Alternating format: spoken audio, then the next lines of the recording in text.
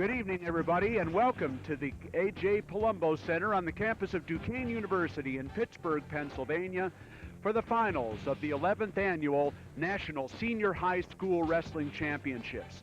I'm Rob Sherrill, joined by Ed Ferraro for this broadcast. We started with 764 wrestlers as a record total 3 days ago at this championships.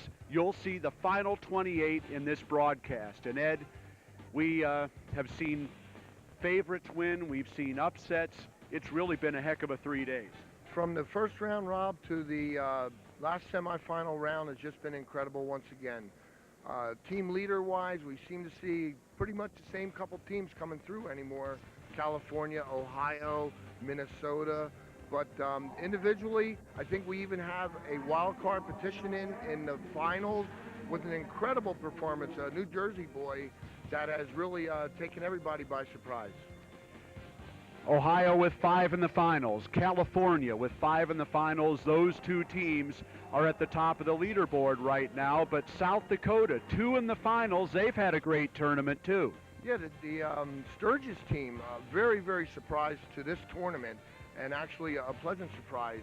I was speaking to the coach earlier, and he mentioned that, you know, don't forget that Lincoln McElravy came from that area, which virtually straightened me out quickly, everybody knowing his reputation. But once again, I mean, just seeing the upsurge of a program like that is real refreshing. Well, we're going to have 14 great matches for you in these championships. The 103-pound match is coming up. Sit back, relax, and enjoy the action.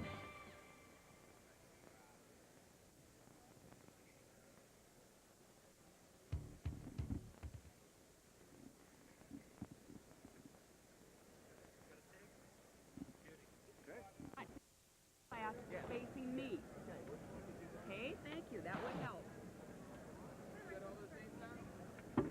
When I tell you, I will say good evening, ladies and gentlemen. Okay? And then I will say we proudly present our Parade of All Americans 2000.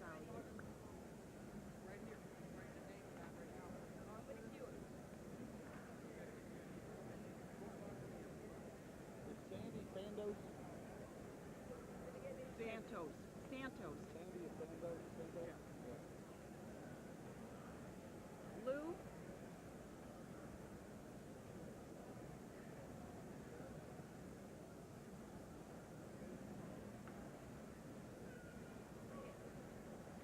Good evening, ladies and gentlemen. Welcome to the 11th edition, the Millennium Edition of the National High School Wrestling Championship. Ladies and gentlemen, we proudly present our Parade of All-Americans 2000.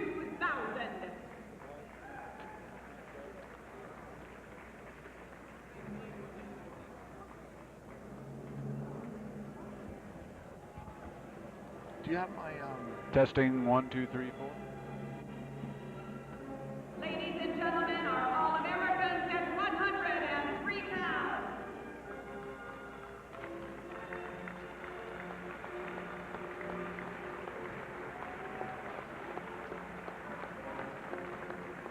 Ladies and gentlemen, please greet our All-Americans at 112.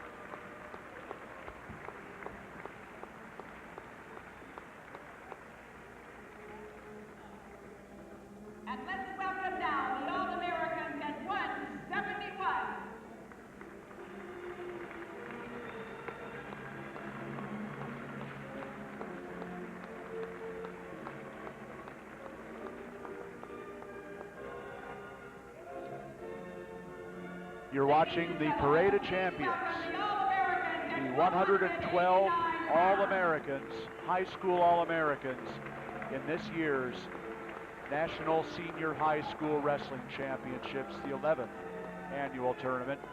Rob Sherrill and Ed Ferraro bringing you the pageantry that's going to precede the action.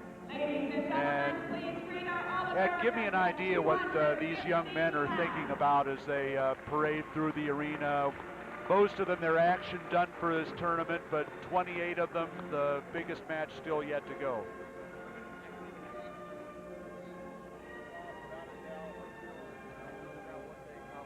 Over this weekend. Competition that they face this weekend, how far they have come, not only in the state tournaments and their respective states, but to become an All-American. It's just starting to settle in on these boys right now. The 1 and 2s, the mindsets. Look at the faces of the 1 and 2s compared to the 3s through 8s. You see a little bit of a different expression. They'll work on a smile, but there's also that last match that they definitely have a lot of their mind on right now. You try to eliminate it, but it's very difficult.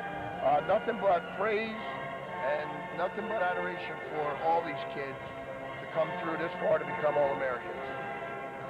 We're now seeing the final class of the 14 presented, the 275-pound National High School All-Americans. 112 in all.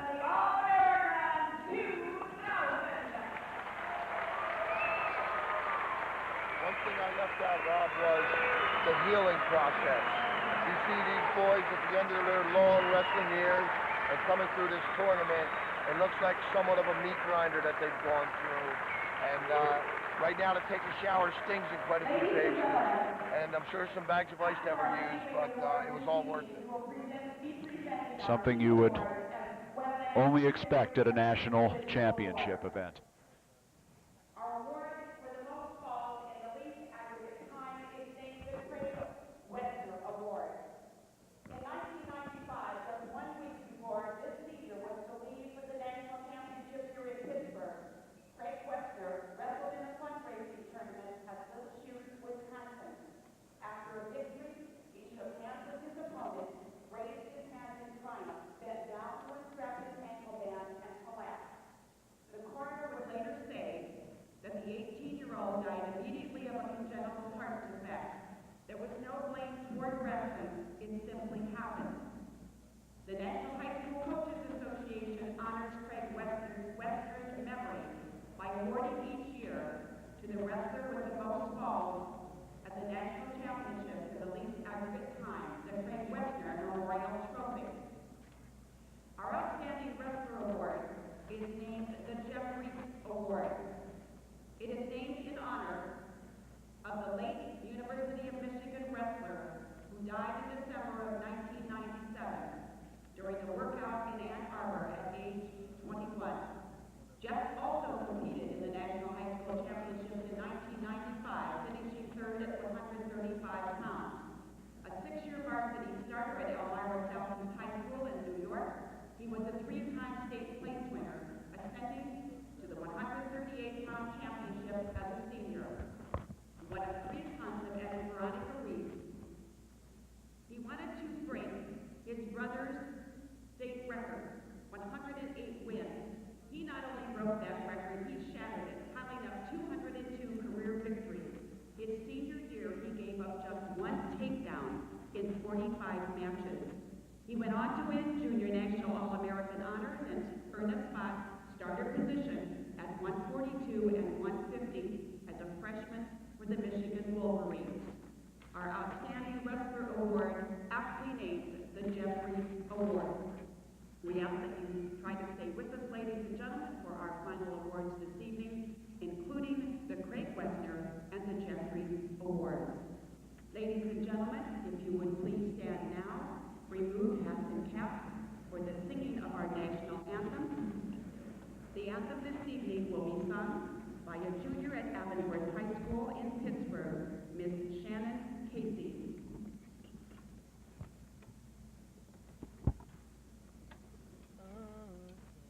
Can you see by the dawn's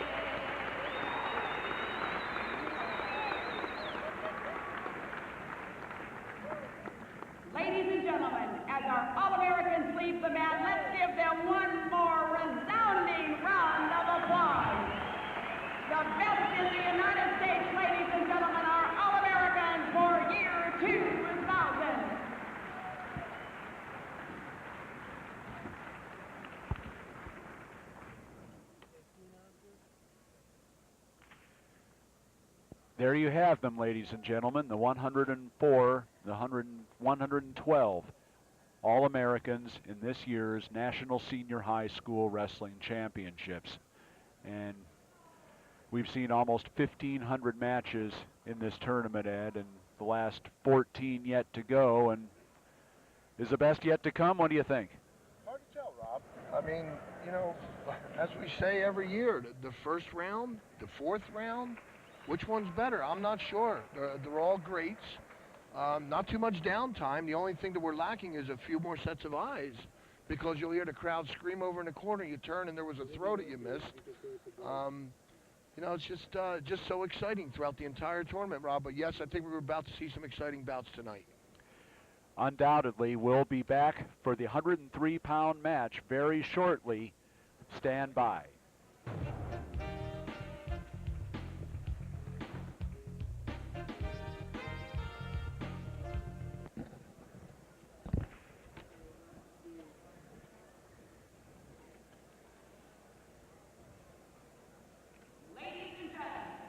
Welcome once again to the Palumbo Center and the 2000 National Well, you're High about School to see Wrestling what you've tuned in Championship Final. for, some Ladies and wrestling. gentlemen, This is the 103-pound weight class and an all-California final. Marvin Garcia of Riverside, California, Norte Vista High School, against state runner-up Sal Gonzalez of Merced, California. Gonzalez will be wearing the orange singlet in this match, and Garcia will be wearing the black and red and white singlet. This is the first of 14 championship final matches, and the only match which will be matching two wrestlers from the same state tonight. Gonzalez, the state runner-up in California. Garcia finished 5th in the state. The 103-pounders, Rob, here's where we expect to get off to a bang. Well, you would think so. Both these guys shown a lot of motion in this tournament. Very quick, very active, and although they're from the same state, they have not wrestled each other before. This is their first meeting. California, once again, having a tremendous showing here. A large amount of kids sent. Still amazes me that they still come up with only one state champion out of that state. Just totally amazing. You talk about a true state champion. California has it, and for two kids not to meet with the caliber of these two, I don't think would be very unusual, Rob. Nearly 1,000 schools in California, one state champion. Amazingly enough, this year it was neither one of these wrestlers, but one of them will be the National High School champion, the first one crowned in the new millennium. Matt Zeitz gets them ready, and we're underway. These matches will be 3 two-minute periods. Of course, the wrestlers will start the first period on their feet. Physically, both wrestlers pretty much identical in body build, size, and even the feet moving like they are right now. They're just kind of sparring with each other, trying to open each other up. A little bit apprehensive in the beginning.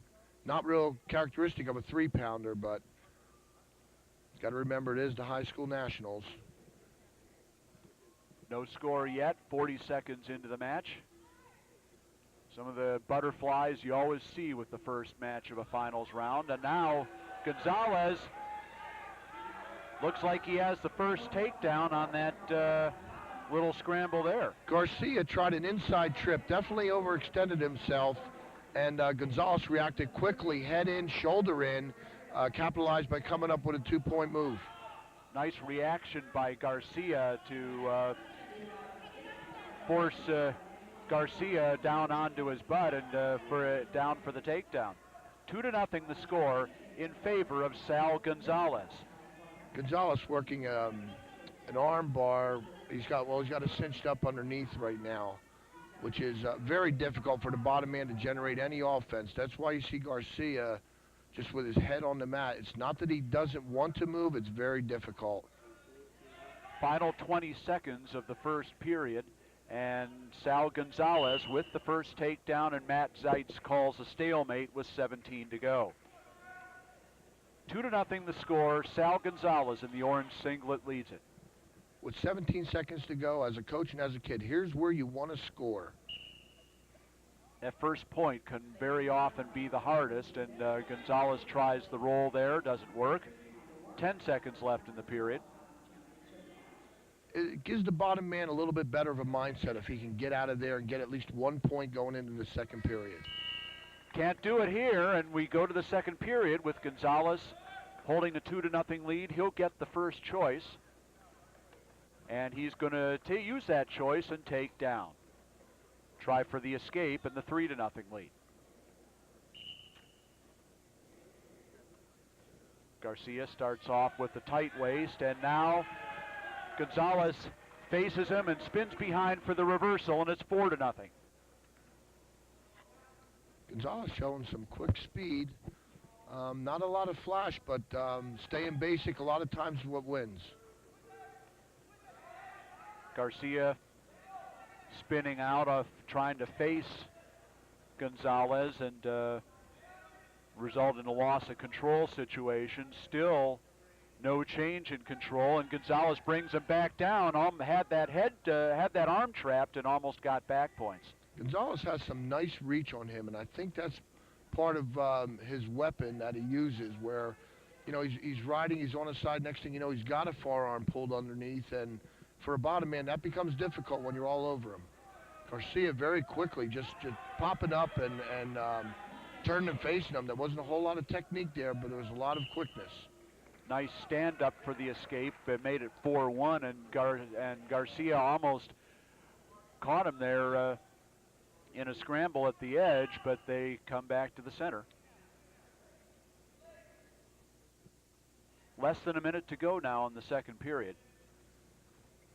4-1 the score in favor of Sal Gonzalez of Merced, California, and he gets in on the double leg and another takedown. He leads 6-1.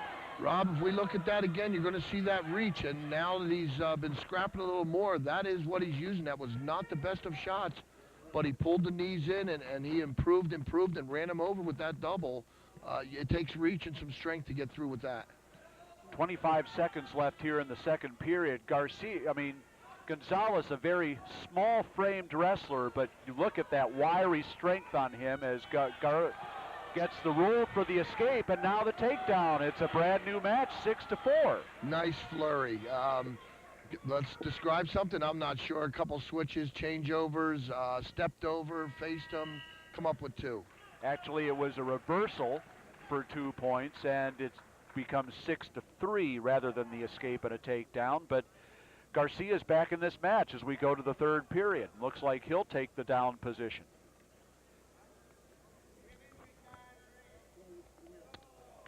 The other 2 fellows in the circle would be referee Matt Seitz, and the mat judge would be Dr. John Raber. There you see the medical staff tending to Sal Gonzalez. Now that last 30 seconds there is what I was talking about, Rob, about what 3-pounders usually do when we're on the mat. You got to follow them real close, and sometimes you'll miss a move or two the way that they flurry with each other. Looks like they're ready to go now. Almost ready to go. We've wrestled 2 periods of this 103-pound final, and as you can see in the graphic, Gonzalez with the 6-3 lead. Garcia will start on the bottom as we begin the third period. Matt Zeitz gets him underway, and right away the stand-up by Garcia almost out, but Gonzalez brings him back down. That is a college-style stand-up that you'll see a lot of colleges doing. They'll just run out of the bottom with no hand control and worry about hand control later, which is gaining Garcia an escape point. That's quick, that's nice. Really nice spin out for the face up on the escape by Garcia. Now it's 6-4, and he's really closed the gap even further. A takedown would tie it. Minute 25 left to go here in the third period, and Marvin Garcia now with the headlock trying to finish it, and he has. Oh, He's got my a takedown, and he's going to get back points too. Gonzalez spinning out of it and trying to counter, but Martin Garcia has taken the lead here. 2 takedown, 2 on the near fall, and he leads 8-6. Some wrestlers reach for a takedown. He attacked that. You heard the grunt. He knew the time was not in his favor. He wanted to do something early if he could, and he did. The stalemate and the escape given now, and it's 8-7 as Gonzalez cuts the lead to 1 point. But that was, as you said, an aggressive headlock, really got the hip into it and scored the 4 points that have turned this match around. And now Gonzalez in on the leg attack. Can he finish this shot? Not yet. Garcia's got some confidence now as with the lead. 40 seconds left to go, and Gonzalez still with the legs, still trying to finish as they get closer and closer to the edge, and now Garcia with the step over and the takedown. Amazing. How about that for a flurry? He was out of position. Gonzalez was in good position, turning the corner, taking his time. Garcia just like stepped into him and just kind of shifted his hips, and he's on top for 2. Well, 10 seconds left to go, and what a comeback by Marvin Garcia of Riverside, California, and he's going to get more back points as we go to the end, and he scores 11 of the final 12 points and a 12-7 victory for Marvin Garcia. 5th in the state of California, has beaten the state runner-up. So Marvin Garcia of Norte Vista High in Riverside, California is the first National High School Wrestling Champion of the new millennium. Second place to Sal Gonzalez of Merced, California.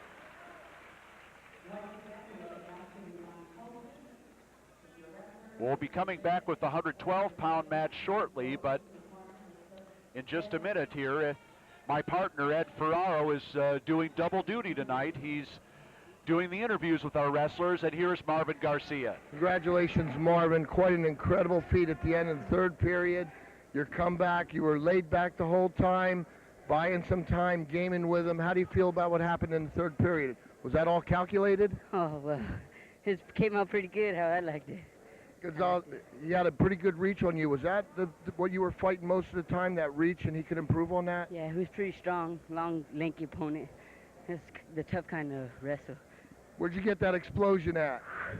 I don't know. Congratulations. Great job. Thanks. Okay, Ed, thank you very much. We're going to move on now to the 112-pound championship match, featuring 3-time Ohio State champion Mason Lenhard of St. Edward High in Lakewood, Ohio.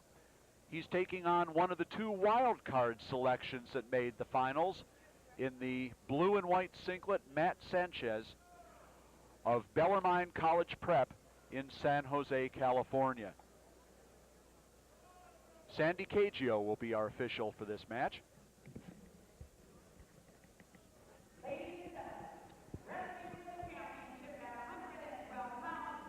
Well, quite an exciting finish there at 103, Ed. You think you're down 6-1. He wasn't out, was he? You know the type of character it takes to hang in there, stay focused, with determination, and do. That was incredible. The smile showed it all at the end, Rob. From 6-1 down to 12-7 up at the end. That was some comeback, and congratulations to Marvin Garcia. Well, now we're at 112 pounds. Mason Lenhard, as we said, 3-time state champion in Ohio.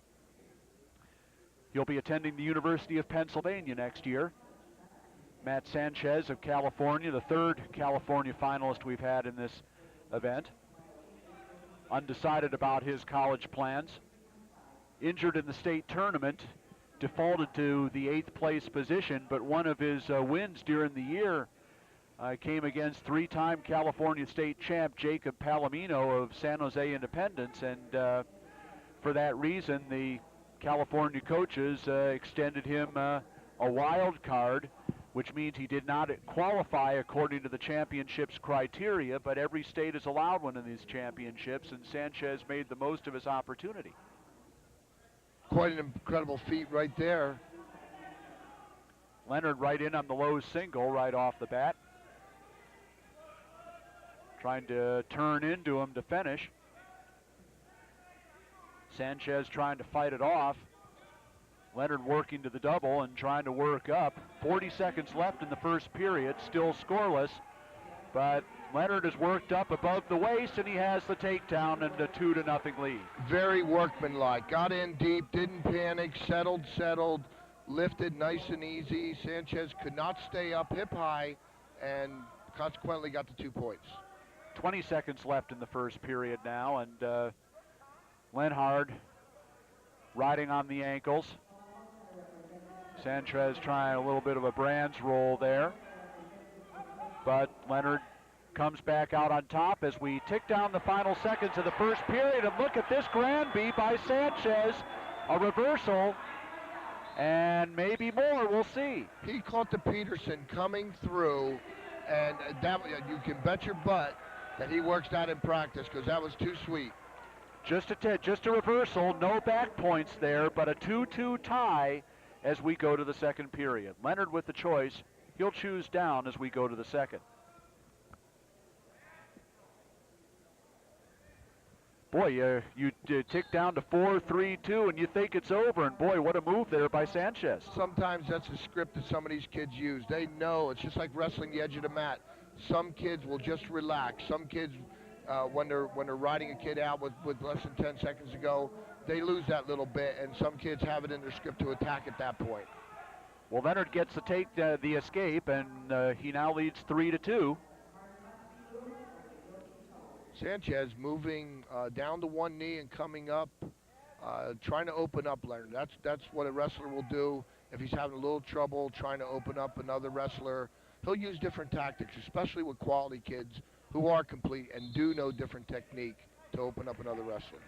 2-on-1 didn't produce any points there for Sanchez, and they come back to their feet. 1:15 left here in the second period. Mason Lenhard of St. Edward High in Lakewood, Ohio, with the 3-2 lead, and now Sanchez with the front headlock trying to throw by for the takedown, not working there, but he's still got the position of advantage here, and maybe trying to spin behind for some points. He's still got that arm trapped. Still trying to work his way behind, but Lenhard doing a good job of facing him. 50 seconds left in the second period. Now Lenhard with the single. Trying to bring him back onto the mat. And Sandy Cagio blows him dead with 39 seconds left in the second period. We'll get a fresh start. Wrestling's a little bit like fashion, Rob. You see moves come, and then they'll come back again. They recycle. A little thing that's popular right now, a lot of front head and arm. You will see that. And you'll also see when a kid shoots in, as we're looking at now, kids will not fight so much in front. They will go, they'll take an ankle, they'll try to wallow roll like we have here. He's locked in the crotch. You'll see a lot of that in college and a lot more in high school. Lenhard started this takedown shot with a double leg, and nice hip action by Sanchez to score off Lenhard's shot, although Lenhard still has the ankle. No points yet, 3 seconds left. No points, but a great counter by Sanchez there to almost score a takedown that put him ahead. Sanchez just like hipped into his face in an awkward position, and Lenhard went with it and almost gave up the 2. Third period now, and Lenhard showing the optional start. Looks like he'll cut Sanchez loose for the escape, and he does. It's 3-3. Back on their feet, just like we were in the second, and Lenhard looks like he'll again look for that leg attack, and Sanchez again looking to neutralize that. And Sanchez attacking the head now. Got that front headlock again, which is cutting off that Lenhard leg attack. Still trying to spin behind. He keeps spinning. Lenhard keeps facing. Little cat and mouse game going on here. And he dragged him down to his base and spun behind for the takedown. And now Sanchez with the 5-3 lead. You get into a front head and arm and you open up a lot of options all of a sudden. Pulling him off his base, you have knee taps. He was trying to just scoop behind and catch the near ankle. And a good front and head and arm guy, they're tough. They're tough, and then all of a sudden you really don't want to shoot on him anymore, and your game plan changes. 1 minute left to go in this match. And a really creative finish there by Sanchez to take the lead. And now we'll see if Lenhard can get out and get his offense going again. 5-3. Lenhard does not want to wait for closing seconds. You always try to have your kids score early and, you know, see what's happening down the road. You don't want to wait and try to get 1 or 2 at the end. Sanchez managed to get the legs in, and he's going to be able to work a little more time off the clock. We're down to about 35 seconds now, and Sandy Cagio whistles a stalemate on that crossbody ride by Sanchez. 32 seconds left to go now.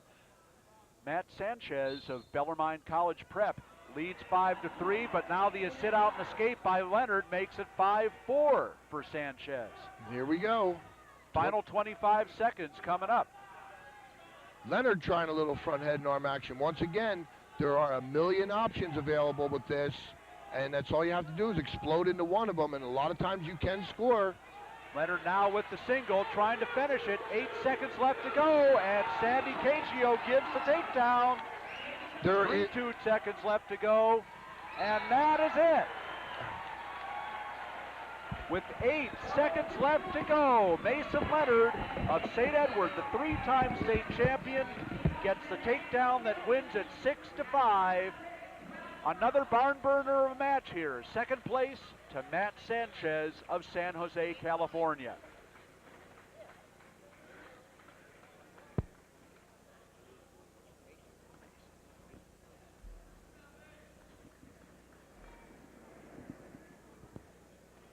Next up will be the 103-pound All-America presentations, and we'll be throwing it to Ed Ferraro in a minute for a few words with our 112-pound champion, Mason Lenhard.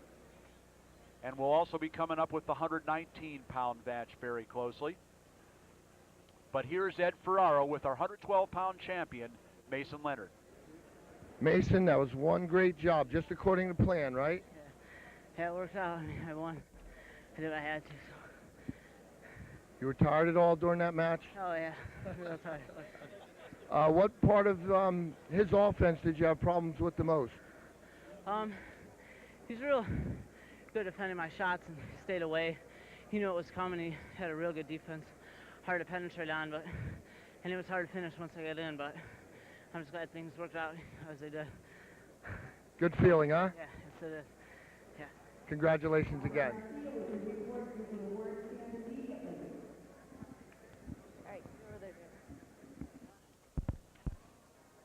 Okay, Ed, thank you very much. That's our 112-pound champion, Mason Lenhard. And very shortly, we'll be coming up with the All-America presentations at our first weight class, 103 pounds. Let's listen in.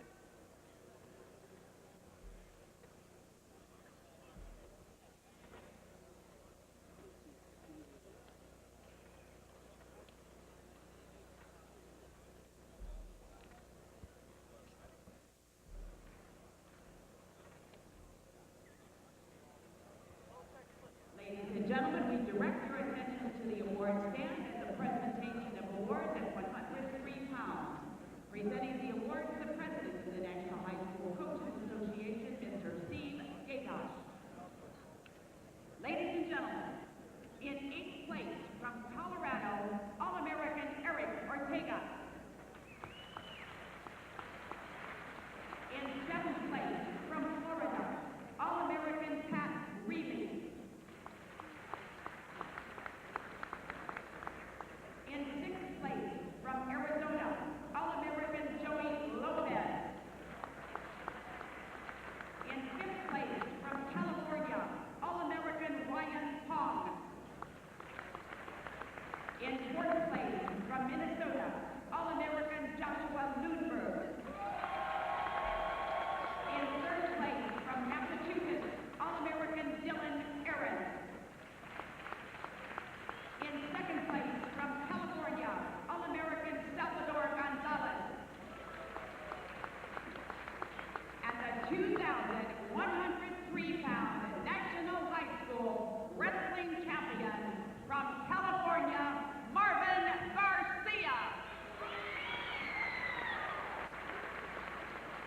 the All-Americans at 103 pounds, and there's your champion, Marvin Garcia from California, prevailed in an all-California final.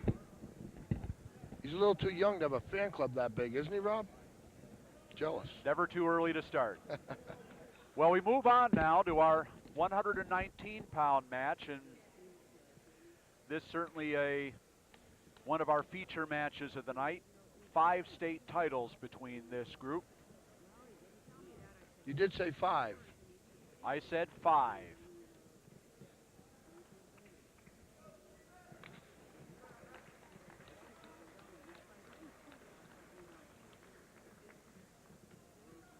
Wearing the red, white, and blue singlet will be 3-time Missouri State champion Dustin Brewer of Kansas City, Missouri, and Oak Park High School. And wearing the black singlet, 2-time Oklahoma State champion Derek Stevens from Norman High School. Your referee is Mr. Bob Coletta with the mat judge, Sean Kearney. Not only 5 state championships between these 2 wrestlers, but 7 finals appearances, 8 top 3 places.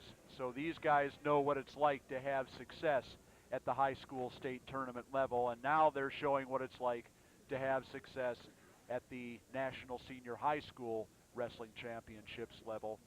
30 seconds gone, still no score. Neither wrestler leaving a whole lot of room to shoot into. Low stances, one hand on the mat, sparring at this point, but you have all that quality out there. You don't want to take any chances. Usually matches like this, the kid who makes the least amount of mistakes wins. Though he lives in Norman, Oklahoma, Derek Stevens will be going across the state to Oklahoma State University to continue his college career. Dustin Brewer is still uncommitted.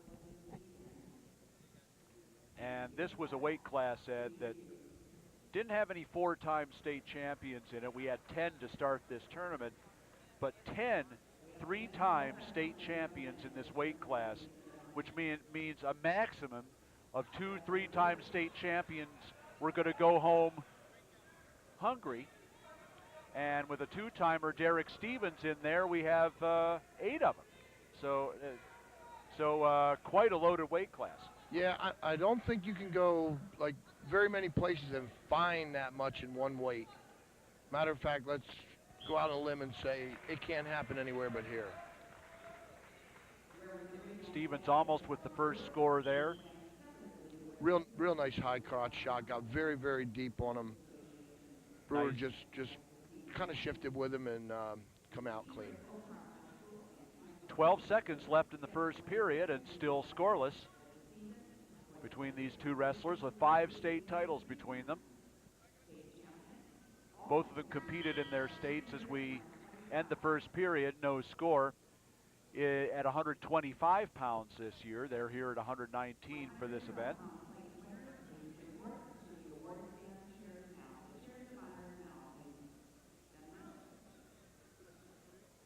Derek Stevens had, as he was starting on the bottom, he's going to try for an escape, had quite a decision to make this week. He's also a member, and he breaks the hands, gets the escape, and Stevens with the first point on the board. He leads 1-0. Stevens had a decision to make. He's also a member of the high school debate team, and the state tournament was this weekend in Oklahoma, so he chose to come here and try for a national championship over trying for a state championship. Interesting decision. Isn't that a beautiful thing? Figured he could debate all his life, but he could wrestle only for a few years. I'm sure he wrestled with that decision all of about a minute. Realistically, with those credentials, like you said, without a doubt, to be on a debate team, he's got all the stuff upstairs. And you know, Rob, in all honesty, that provides for a much better wrestler, because a kid that can think on his feet, can think his way out and through situations a little bit better sometimes than other kids. Gives him an edge. Minute gone here in the second period, and the second period, the escape at the beginning of this period gives Derek Stevens the only point so far of this match. Really only a couple of opportunities offensively so far for either of these wrestlers. Yeah, well, there's a little feel out there. When they're doing a little hand fighting, little ties. Little short shot by Stevens. He got caught underneath, and Brewer trying to spin around and take advantage of this. He's got the single on the outside. You got to watch that knee coming out. That became dangerous quickly. Then that will happen in that situation. It's not anything that I'm going to get out there and pull that leg out. That's what that situation provides for. Good reaction by Bob Coletta to stop that match immediately with no further damage. And we are on our feet again, and a nice throw by and 2 for Dustin Brewer. And he takes a 2-1 lead now. 15 seconds left to go in the second period. Shrugged him right to the mat. Beautiful, beautiful. Final seconds ticking on the second period. If you notice, Rob, he didn't use the shrug this whole match. This is another thing you'll see with kids. Where did that come from? He's got it. He's got a big pocket. He's going to reach in and pick something. Whatever they give you, you'll take, and Dustin Brewer took that one. And he'll take a 2-1 lead here in the third period, and he'll start on the bottom.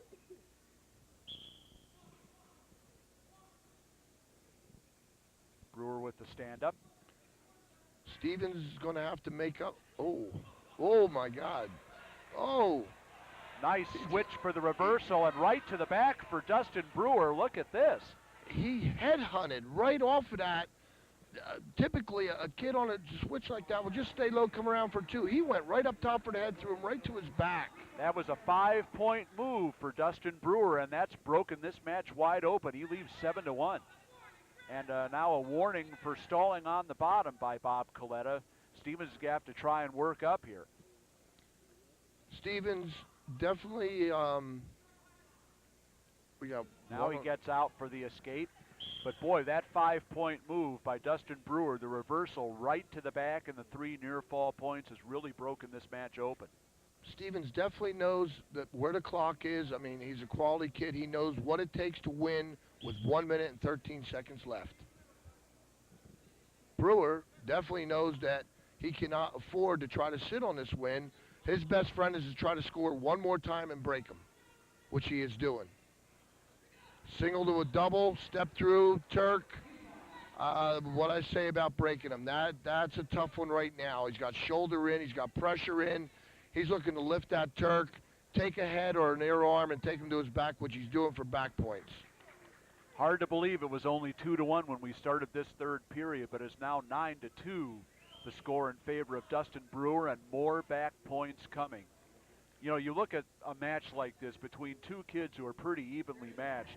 Boy, a big move like that can really turn the tide. Which is exactly what happened, Rob. Exactly. Second 5-point move in this period for Dustin Brewer, and it's now 12-2 with 13-2, the point for stalling awarded, and 13 unanswered points here. Left that part out. That's right. 13 unanswered. 13-2 is going to be the final, and Dustin Brewer of Missouri, Kansas City Oak Park High School, a 3-time state champion, and now the national high school champion at 119 pounds. Second place to Derek Stevens of Norman, Oklahoma, himself a 2-time state champion. 3 matches in the books here in the 11th Annual National Senior High School Wrestling Championships. We'll be going to the 112-pound All-American Award presentations. But now, let's throw it over to Ed and our 119-pound champion, Dustin Brewer. Congratulations, Dustin. When did you decide to start wrestling there? Right in the middle of the second period? Yeah, I was really going hard there, and I think we were both kind of feeling each other out through the first period. And then the second period, I picked it up a little bit and started going a little bit harder. You switched and kind of headhunted coming through there. You drill that, or did that just come because it was there? I think they just came because it was there, because he was really trying to shoot low. And so, you know, I was getting my snap downs working pretty good. You started getting on a roll coming in that third period and started picking things up. I think the fire started burning? Yeah, really. I mean, as soon as I, you know, took him down once and then put him on his back, I was really going to keep going. Great feeling. Yeah. Congratulations again. Thank you. Okay, Ed, thank you very much. Nice comments there from our 119-pound champion, Dustin Brewer, as we return to the center of the mat at the Palumbo Center here at Duquesne University in Pittsburgh. And let's listen in to the 112-pound award presents.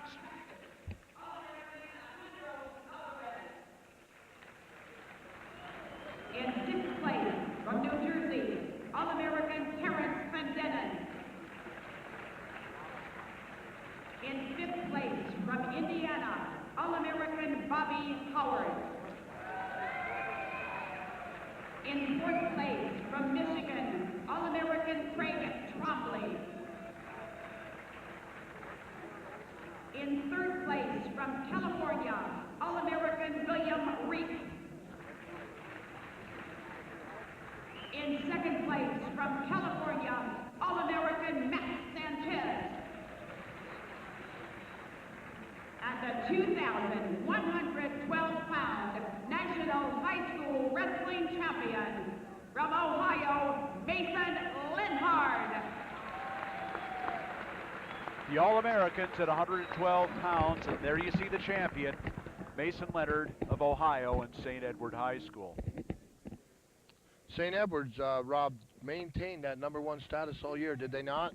Wire to wire against a heck of a tough schedule.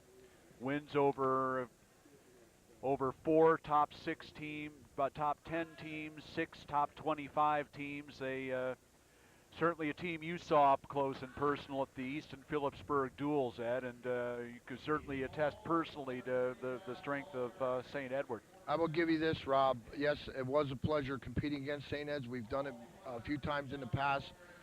Their coaching staff, their kids, the program deserves the #1 status. I can't say enough, especially about the coaching staff. They're very, very disciplined with their instruction, and here's a result of it right here. They produce national champions. We're going to 125 pounds, and we'll be matching a pair of two-time state champions here in the all-black singlet. Ritchie Cordova of Wasatch High School, Heber City, Utah. And in the black and green singlet, Mike Simpson of Brethren Christian High School in Cypress, California, two-time California state champion. It's like so far someone designed these wrestlers to be very compatible. Look like bookends out there. And I bring that up all the time because in coaching, you do look at the body builds, and it does mean something with styles. These wrestlers pretty much identical. The 125-pound match in the 11th annual Senior National High School Wrestling Championships here at the Palumbo Center in Pittsburgh. Rob Sherrill, Ed Ferraro bringing you the action once again. And Sean Carney brings them back up to their feet. Dino White, the other official, Matt judging this match. Simpson trying to throw by there, didn't work. Now Cordova with the front headlock. As you heard from Brewer with that matchup in the last match, what he was doing, what these kids will tend to do, is they'll spar, they'll feel each other out. I refer to it as sparring. And a lot goes on there. You get a feel, you see an opening, you take a step that all of a sudden, next time you know that step's going to mean something. That's what's going on out there. Cordova back up off his knees, still scoreless as we check down to about a minute gone here in the first period. Cordova with the front headlock, trying to throw Simpson behind, and now a stall warning against Simpson. First stall warning of the match. Not a popular call here with the rather large crowd we have here at the Palumbo Center, and Sean Carney brings them back up to their feet. And Simpson wants to know why he called that. I think what they're upset about, Rob, is pretty much each wrestler really has been doing the same nothing or something. But it was pretty equal.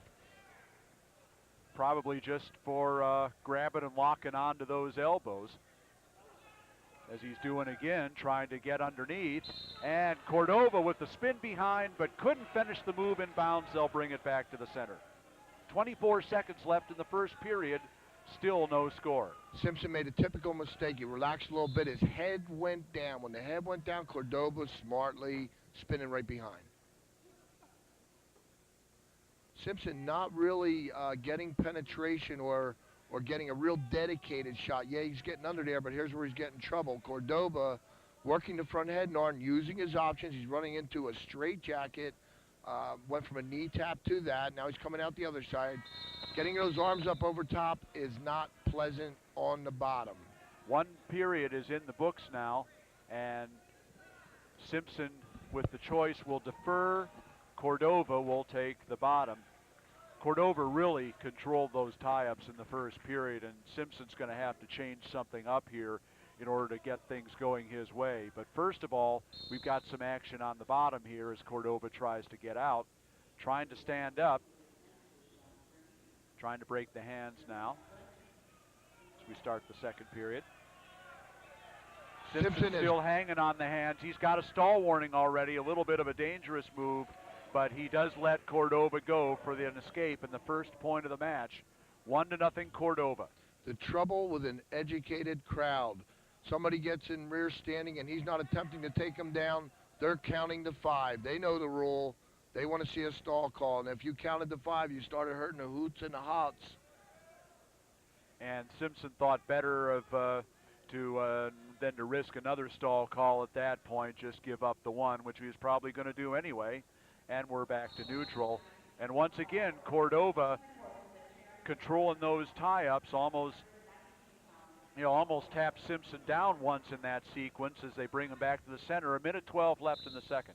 You burn up double the energy being under a person. When you're in that front head and arm or just your head down, you're burning up calories that could be better utilized being on your feet, trying to open him up and taking a shot. And it's almost like Cordova's just kind of willing him to the mat. He's not popping, he's not banging, he's going to the front end arm, looking for a knee tap. Now Simpson gets that arm free and a nice finish there for the takedown. That's real simple. You go to a sucker drag, you run the sucker drag over to a trip, and that's a result. 2-point takedown. Real gutsy. You got to drill that one to use it. Cordova out for the escape now, and it's 2-2, but Simpson did change things up there. He managed to limp arm out of that front headlock situation and get his offense going. Here we go again. You have the wrestlers with the deep pockets. They get to the finals because there's all kinds of tricks in those pockets. 20 seconds left to go here in the second period, and 2-2 our score. Both wrestlers now on their feet, but Simpson will get to start the third period on the bottom, and he'll get a chance to take the lead if there's no further scoring here. And now Cordova trying to reach to the far leg.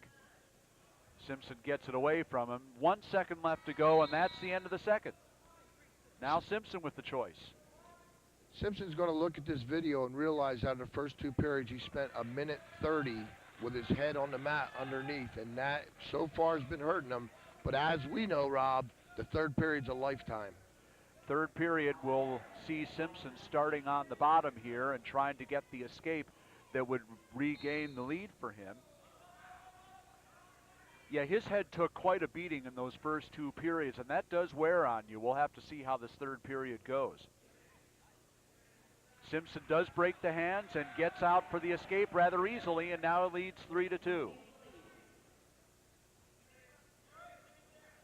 Third period of the 125-pound championship match. It's been a real interesting battle of tactics here. Now Cordova back to the front headlock tie-up, and looked like he was starting to reestablish that. The part that's confusing me, Rob, is he's not like banging. Typically you'll see good kids like that. Okay, there's a shot. Cordova fighting it off. Wasn't able to get real deep with that leg shot, but it was something different. In all honesty, I said it before, it's almost like he's just willing that head to keep it down on the mat, and then he's got his eyes wide open looking for anything to go from that point. And Simpson's best friend right now, I believe, is going to be a clean shot. Now a stall warning against Cordova, both wrestlers with one. Minute 5 left to go, and Simpson trying to improve on that high crotch shot he's got there, but Cordova smashing down the head, trying to push him away. Simpson's still coming. 50 seconds left to go as they head toward the edge, and can Simpson finish it? He's not going to Nothing finish yet. it there, no way. Couldn't keep the feet in bounds and improve on his position. They'll bring it back to the center with 42 seconds left. Simpson in the lead, 3-2. Simpson's shots are not really penetrating. He's pretty much just dropping to his knees and reaching and trying to go from that point. Cordova didn't really generate a whole lot of offense at this point, but he's blocking them off rather well and controlling the ties. 20 seconds left to go. Cordova trying to get something going here. Simpson with a shot. Cordova trying to spin behind again. Now Simpson with the reshot. 10 seconds left to go. Can Simpson hold on to that leg and keep Cordova from spinning behind? 3 seconds, 2, 1, and that will do it. We've seen it before. It's hard to coach a kid to do that, but when you're up, keep shooting. That's your best friend. Simpson with that second period takedown makes it the difference. A 3-2 win here in the National High School Wrestling Championships at 125 pounds. The second title for the state of California in the first 4 matches. Second place to a game Ritchie Cordova of Utah. Well, coming up, we're going to have the 119-pound All-American Awards ceremonies, and we'll be coming back shortly with the 130-pound match as well. But in a minute, we're going to throw it to Ed Ferraro for some comments with our 125-pound champion, Michael Simpson.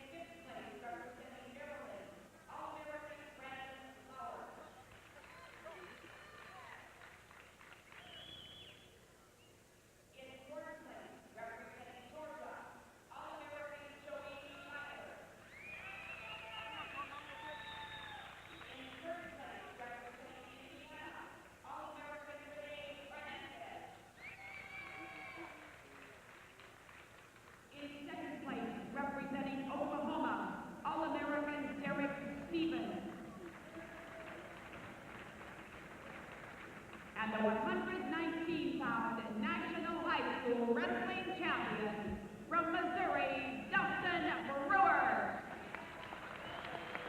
There you see the All-Americans at 112 pounds, led by the champion, Dustin Brewer of Missouri. Well, now, let's throw it to Ed Ferraro. He is now with Michael Simpson. Well, Michael, congratulations.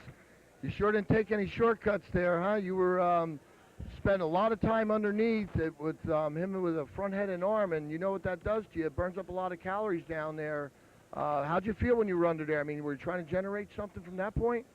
Well, I knew his main defense, or main offense was on the front headlock position, so I went over, you know, how to stop it and what to do.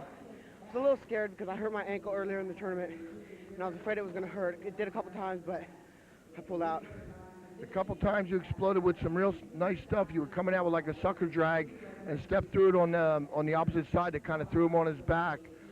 You drill that move, or is that just came when it was there? Well, I always knew the move because one of my coaches, Broderick Lee, he hit that on me in practice one day.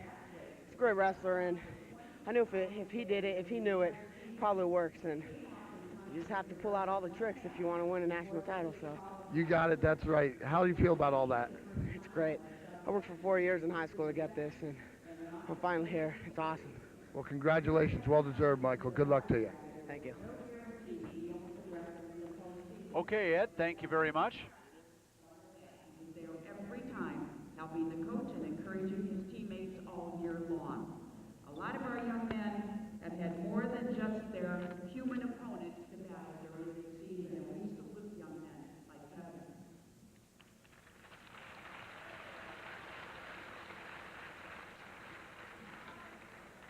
And now, ladies and gentlemen, We move on to the 130-pound match featuring a pair of 135-pound state champions from neighboring states. In the black and green singlet is New Jersey state champion Mike Booth of Camden Catholic High School, and in the blue and gold singlet is Pennsylvania Class AA state champion Doug McGraw of Cameron County High in Emporium. Pennsy, New Jersey. We see this once in a while in the Nationals. Two neighboring states with a lot in common when it comes to wrestling, and these two guys are going to settle the 130-pound title right here. Pennsylvania traditionally always, had the older teams and the more teams, and a lot of the community spirit that New Jersey lacked many years ago. Well, if you check the NCAA's this year, Rob, that's not true anymore. And by looking at this tournament, it's established that New Jersey has established wrestling programs throughout its state that are just coming up to the national level in both college and high school. 14 Division I All-Americans from Pennsylvania this year, 11 from New Jersey, by far the top two states this year, and maybe two more to come here we're watching tonight.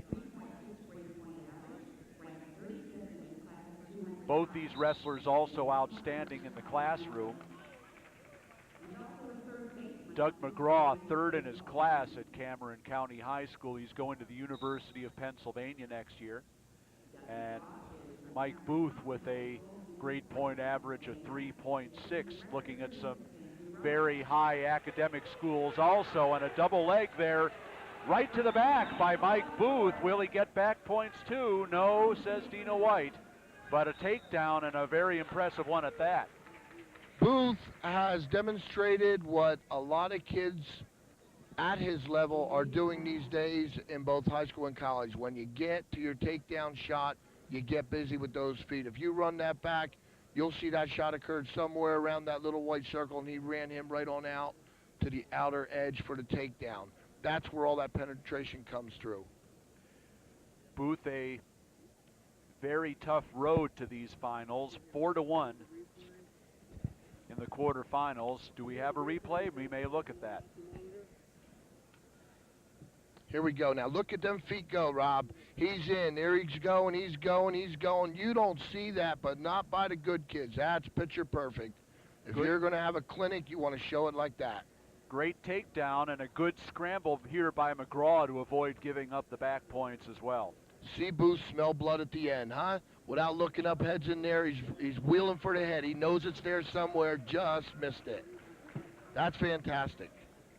Booth 4-1 in the quarterfinals over one of the 10 four-time state champions we had in this tournament. Casey Cole of Omaha, Nebraska, Scott Catholic.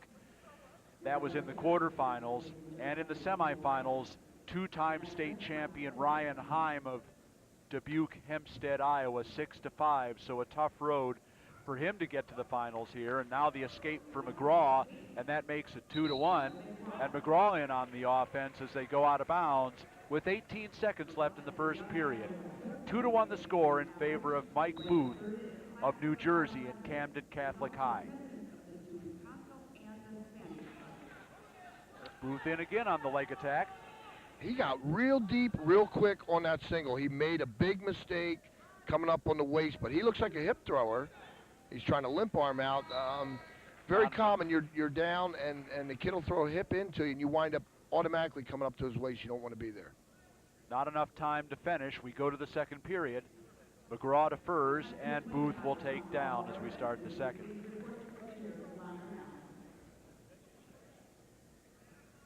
When Mike Booth gets back home to New Jersey, he'll go to the baseball diamond. He's the starting third baseman for Camden Catholic's baseball team, and hopefully the weather, nice weather we've been having up here, will hold out for the rest of the season. See a lot more of that on this type of level where wrestling, yeah, it's their main thing, but they keep in shape with the other sports. You see them playing football and baseball. Matter of fact, quite a few wrestlers anymore are the three-sport athletes, I'm sorry. Especially at your smaller schools, of course. 3-sport coaches, many of whom are here, as a matter of fact. And 3-sport athletes, some of whom we'll see later on. 2-1 still the score in favor of Mike Booth of Camden Catholic, New Jersey. This battle of 135-pound state champions in their respective states wrestling here in the 130-pound final. McGraw's showing a little bit of his strategy right now. Staying a little tight with some riding and just kind of little feely stuff, kind of get him tilted real tight in there. Now, if you watch Booth come back to the middle, a little bit of breathing going on. That's tough. You're fighting everything off in there, a little slow. And this is maybe what McGraw's game plan is. Let's keep him down here. Let's see what we can do. Let's try to turn him. Let's wear him out a little bit. 1:09 left here in the second period. Still 2-1 on that first period takedown for Mike Booth. On the restart, McGraw still riding with that tight waist. He's got a half cheated in there and just keeping his head tight, and that's keeping all of Booth's weight forward on those hands, and that's what he's trying to do. Booth now managing to get to his feet. McGraw seemingly very comfortable on the top. So far not rattled by any of Booth's little moves that he's trying to get something going with. Pretty workmanlike, and if you look at his face, things are not going way out of plan for him right now. 35 seconds left to go in the second period as Dino White brings it back for a restart. And Booth's been up on his feet several times in this period, but not able to break free yet. This is where I'm sure Booth is telling himself, you know, I got to get a point, I got to get 2 points, I got to score this period. We don't want McGraw to get that mindset that, you know what, things are not so bad. He's only down a point, it's not so bad. Booth tried the switch there also and didn't work. And now a stalling call on top against McGraw. 20 seconds left in the period. McGraw has ridden for 1:40, but now the stalling call comes from Dino White as they get ready for the restart. Like the wrestlers, the officials also have a feel, and they also see some things that we don't see. Maybe he did see, you know what? He's not trying to get any, which he is now. He's got an arm bar. He's got it torqued up pretty good. Dino's going to have to watch he doesn't get too much of that. Time ran out there and really looked like he was in control with that arm bar. You might wish he'd have started trying that sooner than 15 seconds left in the period. A lot of times things like that, Rob, work a lot better when a kid's a little bit fatigued. You get a stud, which Booth is, you just don't turn him with that in the first period. Wear him down a little bit. The parts get a little looser, if you will. Well, Booth, McGraw out right away, and we got a brand new match. It's 2-2. First period takedown by Booth. 2 escapes now for McGraw, and it's dead even. Help me out here, Robert. Were they both warned for stalling, or we just have one warning? Just the warning against McGraw on top in the second period. Okay. And we'll see how things transpire. Under 1.5 minutes now left in the match, left in regulation time. As they go off the edge, 1:22 as they bring him back to the center. We have seen some last-second scoring, but that was just a result of some flurries. Usually the better ones want to go now because if they have to, they can still score more or they can score some to come back. You don't wait for those last 15 seconds. Far away shot by Booth doesn't score.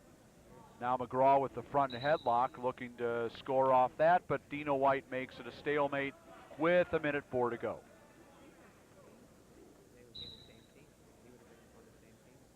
Two to two our score here.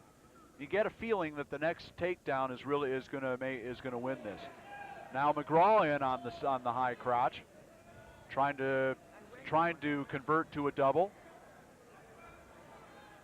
Booth countering with he's got a hold of McGraw's leg now.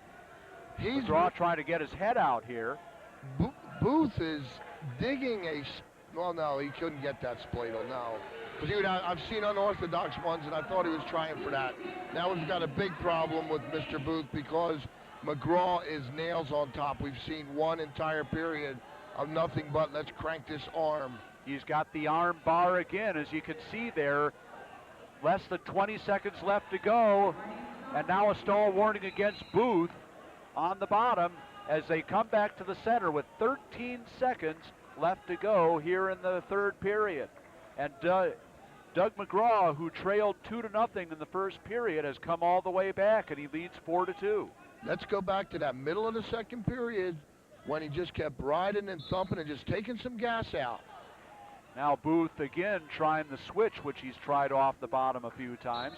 And a quick stalemate with 6 seconds left to go. And can McGraw hold on? You'd think Booth would be trying that switch again. Yes, he does, but McGraw stops it. And that will do it. 4-2, and Doug McGraw of Cameron County High School in Pennsylvania is the National High School champion at 130 pounds. Second place to Mike Booth of neighboring New Jersey. Well, shortly we'll be coming back with the All-American Award presentations at 125 pounds, and we'll be going ahead to our 130-pound match. But first, here's Ed Ferraro with our champion, Doug McGraw. Doug, thanks for picking one up for PA. One PA boy to another. I appreciate that. Congratulations. How you feeling? Thank you very much. Oh, I feel great. Can't describe it. Is it okay to assume that you're pretty good on top? Yeah, I try to be tough in all areas because you never know where your opponent's weakness is going to be. Well, you demonstrated a lot of what you had out there. On top, you had that arm bar, cranking that pretty good. That's obviously you have some good finishes from there. Yeah, definitely. That's probably my number one hitting combination. So. Well, great job and congratulations Thank again. you very much. Thanks a lot. Okay, Ed, thank you very much, and let's listen in on the 125-pound award. In third place from Ohio, All-American Nate Goulash. In second place from Utah, All-American Ritchie Cordova.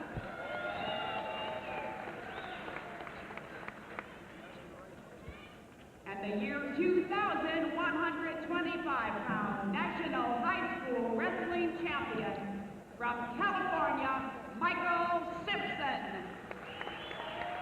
Well, there you have it, the 125-pound National High School All-Americans led by the champion. And there you see him, Mike Simpson from California and Brethren Christian High School.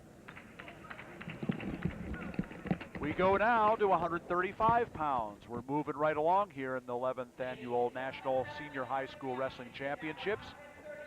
And in the black singlet will be another New Jersey finalist, Frank Edgar from Toms River East High School. State runner-up as a junior, 5th this year. Neither of these wrestlers, as a matter of fact, state champions. In the blues and white singlet from Long Beach High School in Long Beach, New York, 2-time third-place finisher in the New York State Tournament, Jonathan Masa of Long Beach High. Well, we have another battle of the borders. And Masa in on the single, switched off to a double, trying to finish it there, and Edgar trying for a roll off the bottom, rethrow off the bottom, but nice position there by Masa. Will he be able to finish it? Edgar locked around the stomach, but Masa able to break that lock and score the first 2 points of the match. It's 2-0. What Masa's digging for there is what a lot of kids were using coming through. He's a great tilt guy. I've watched him earlier in the tournament. Now he'll get an arm bar, he'll cinch it up by grabbing the wrist underneath, and then that head is glued, and you can either run him over your hip or run him over his head, and it's ugly underneath. Barely a minute gone here in the match. 55 seconds left as they bring it back to the center, but right away, the takedown, the 2 near fall points on the tilt for Jonathan Masa, and a 4-0 lead right off the bat.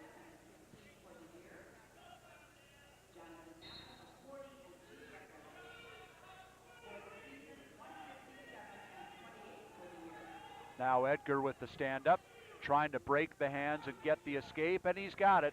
He's on the board. It's 4-1.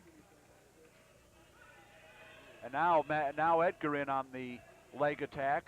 Masa fights it off.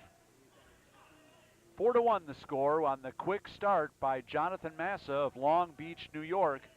Neither of these wrestlers won their states, but one of them will be a national high school wrestling champion. We'll see who it is. And now the single switch off to the double by Edgar. 15 seconds left in the period, and a nice barrel roll by Masa to come out of it, but Edgar still in on the single. 5 seconds left to go, and looks like no points are going to be scored here. They'll go to the second, still 4-1. He had all he needed, took that double aside, and got Waller rolled, and it's, coming out on that, you got to scramble.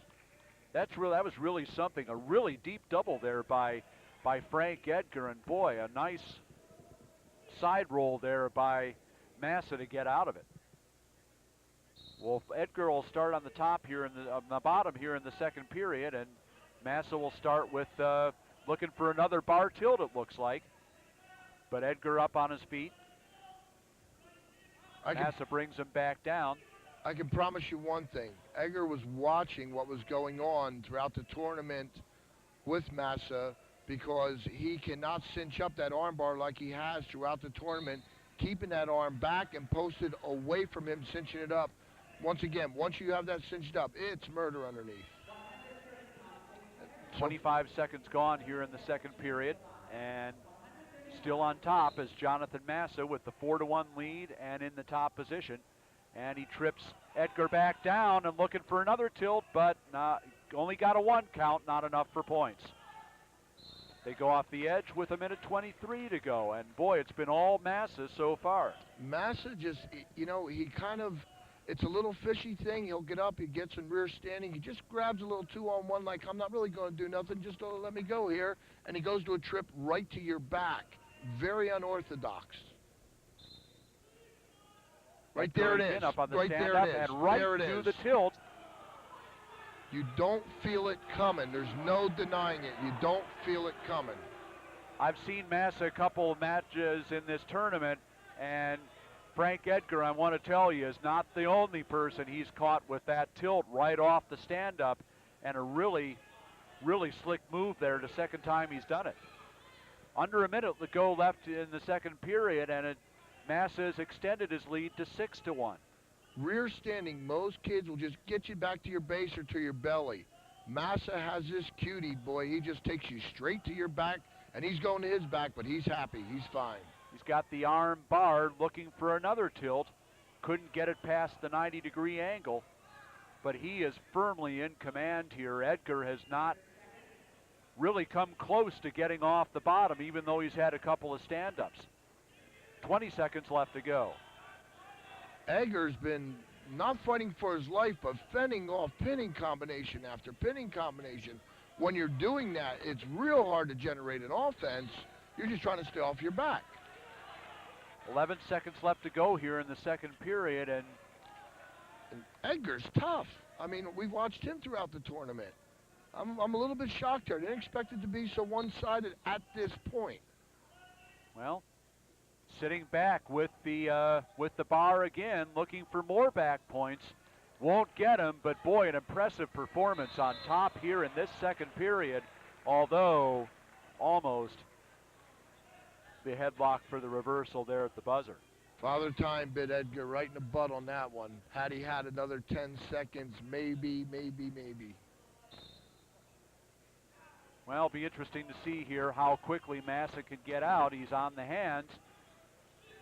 Edgar doing a good job of staying behind the arms, and he's got a Merkle hooked up. He's locked over the head. He's got a Merkle. He's going to have to roll through with that. It could be stalemated.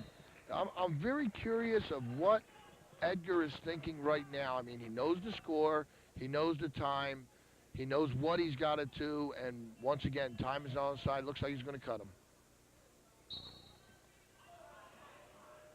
Well, he almost cut him. He didn't get enough separation to grant the escape so far, but Masa right in on the leg. He does get the escape, and probably something fortunate for Edgar. Now, Masa tried to duck under, and he does have the 2 points. Oh my God, he's flat. Oh my Edgar God. was flat, but the count is coming for Edgar, and now Masa gets out of it. Now it's 8-3, the score. Didn't quite get the back points, did Edgar, but he did get the takedown. Masa with the escape, and now Edgar with another takedown cuts the lead to 8-5, and 50 seconds left to go. And I think Edgar may want to cut Masa loose here, and he does. 9-5 with the escape, and Edgar hoping this isn't too little, too late. In on the leg again, but a lot of time being wasted on the edge, and they'll bring it back to the center. 36 seconds left to go, and Edgar still needs a couple of takedowns to get back into this match. You called it exactly, Rob. He burned up almost 10 seconds just hanging on the edge. And the spin behind now by Edgar. Kind of an ill-advised shot by Masa. It's now 9-7. Under 30 seconds left to go. And a stall warning against Masa on the bottom. Edgar, I think, would like to get out of here. And a stalemate with 18 seconds left.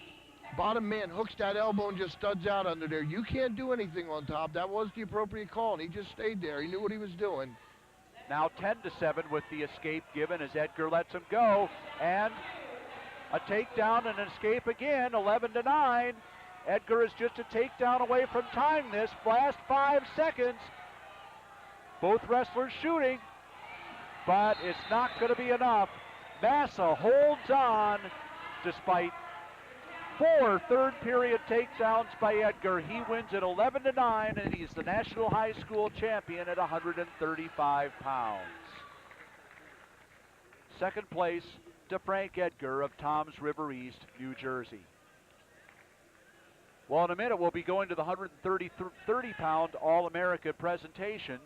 But first, let's join Ed Ferraro with our champion, John Masa, at 135. Okay. John started out the match going like a ball of fire. A lot of scoring. How'd you feel at the end there? Felt a little gassed. The season ended a long time ago. I tried to stay working out, but it's hard because you don't have the same kids that are always out. We had to travel a lot to wrestle a lot with Jesse Jantzen. And it really helped for me. So you feel like the only reason that you were gassing a little bit was that day-to-day grind that you were used to was not there anymore? Yeah, exactly. Yeah. But you had the ability to turn it on in the beginning, go at him, get the score that you needed, and just kind of calculate yourself throughout the match? Yeah, I wasn't planning on gassing out at the end, but I had to deal with it. He had me going there for a little bit. But travel all over the place to wrestle with the best kids. I went to Easton a couple times to wrestle with Jake, you know? That's what helped me out. I know, I'm a national champion. I know about you, John, and all the work that you've done to get here right now. You got to be very proud of yourself. Definitely. Not satisfied though. Should have won the state, but I'll take a national championship. When you get satisfied, John, that's no good. So that's a great trait to have, and congratulations once again. Thanks, appreciate it. Okay, Ed, thank you very much. And let's listen in on the award presentation. All-American Jimmy Lewis.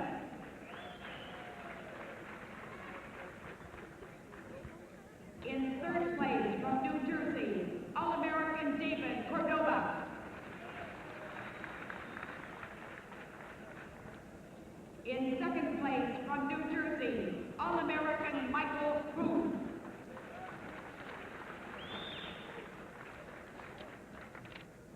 And the 2,130-pound National High School Wrestling Champion from Pennsylvania, Doug McGraw. There you have it, the 130-pound All-Americans, and there's your champion from Pennsylvania, Doug McGraw.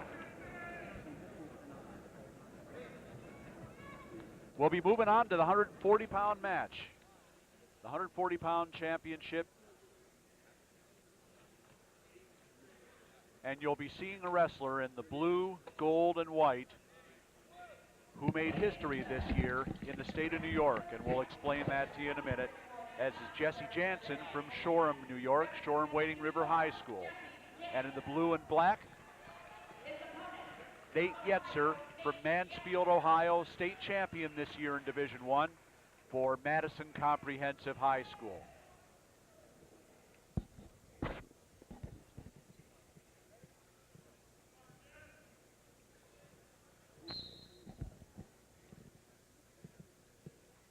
Jesse Jantzen made some history this year in New York.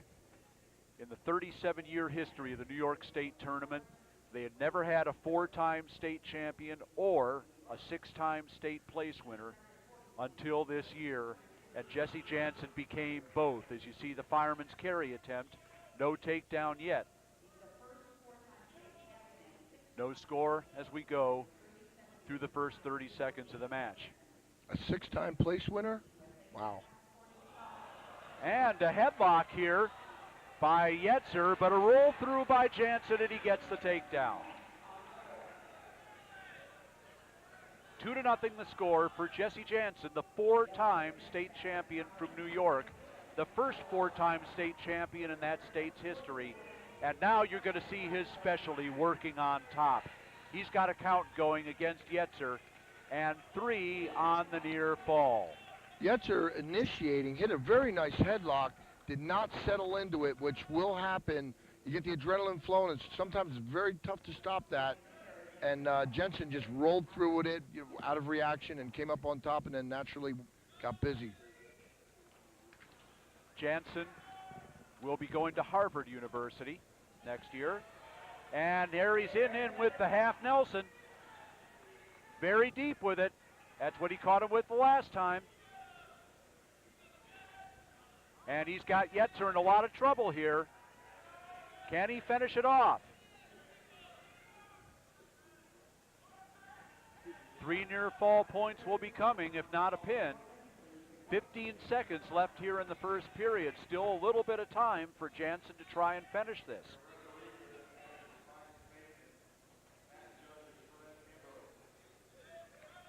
No pin, but 3 on the near fall, and an 8-0 lead already for the 4-time New York State champion, Jesse Jantzen, as we go to the second period. The choice goes to Yetzer. He'll take neutral as we start the second period. Good call. You don't want to be on bottom with him. Mike Bateman starting second period. Freddie Ambrose to mat judge. Jantzen been voted the outstanding wrestler the last 2 years in New York. He won the state title match by technical fall each year, and you just saw how he did it, working really hard and tough on top with those half Nelsons. And so now we see another takedown opportunity. Jantzen trying to limp arm out of there, and he's got the takedown. It's 10-0. He changed directions there beautifully. Went left, came right. Nice. So being in the finals is nothing new to him, Rob. Is that what you're telling me?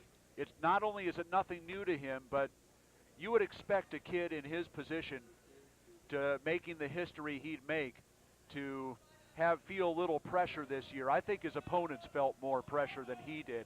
And now it's with the 10-0 lead, he's piling up the points, and he's got a tilt here, and he's going to get 3 more, and it's 13-0. And Jantzen looking to finish off this match in a hurry, looking for another tilt, and there it is. And the count, he's going to get the win by a technical fall, 15-0 for Jesse Jantzen in 3 minutes and 17 seconds, a technical fall for the 4-time New York State champion, the first one in that state's history. And let's look at that again. 2 near half Nelsons in the first period, and the tilt for the winning near fall there. Let's go now to Ed Ferraro.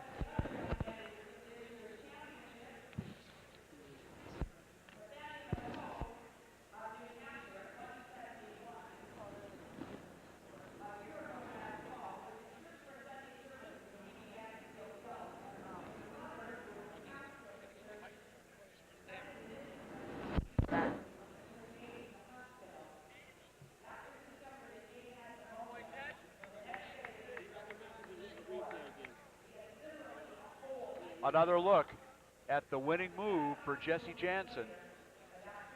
He's trying to lock up that tilt now.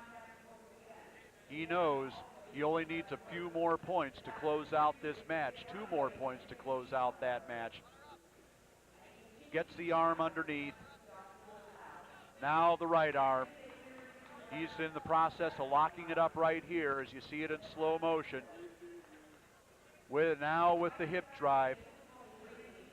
He turns Yetzer to his back. He'll get the 2 points here, and that will be the difference. And a 15-0 technical fall.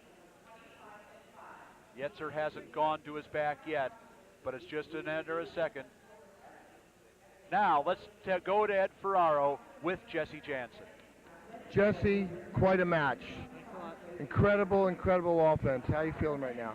I'm pretty excited. You know, all your whole year's work is all paying off, and it was a goal of mine since the beginning of the season, and it all paid off. I'm pretty happy. He headlocked you right off the bat. A little twitch inside when that happened, or you just reactively rolled through and control was easy? Yeah, it was surprising, and I was just kind of lucky to get out of that and able to finish out the match. So.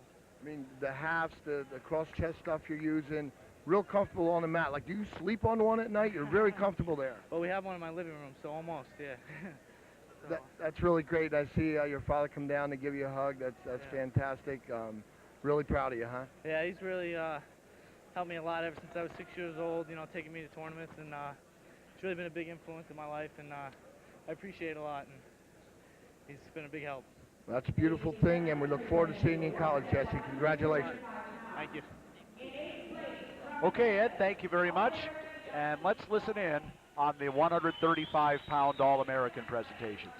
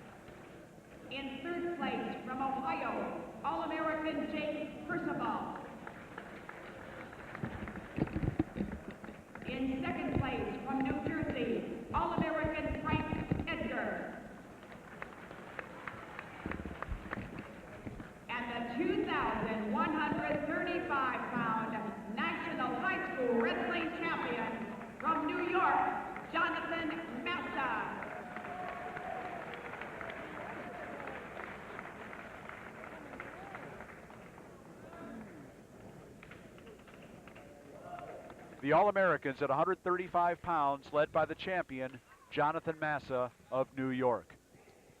We'll be going to the 145-pound match here in the all-white singlet from Akron, Ohio, and Springfield High School, 3-time state place winner, David Bolyard. And in the blue and silver singlet, for a 4-time state champion, Matt Grice of Hera, Oklahoma.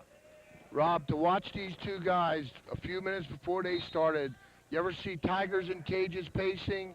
That was what we were witnessing. You talk about getting focused, getting into yourself. These two are ready to go. Two guys who are very aggressive and not afraid to let it fly. Now we start to see the boys who spent a little more time in the weight room out there.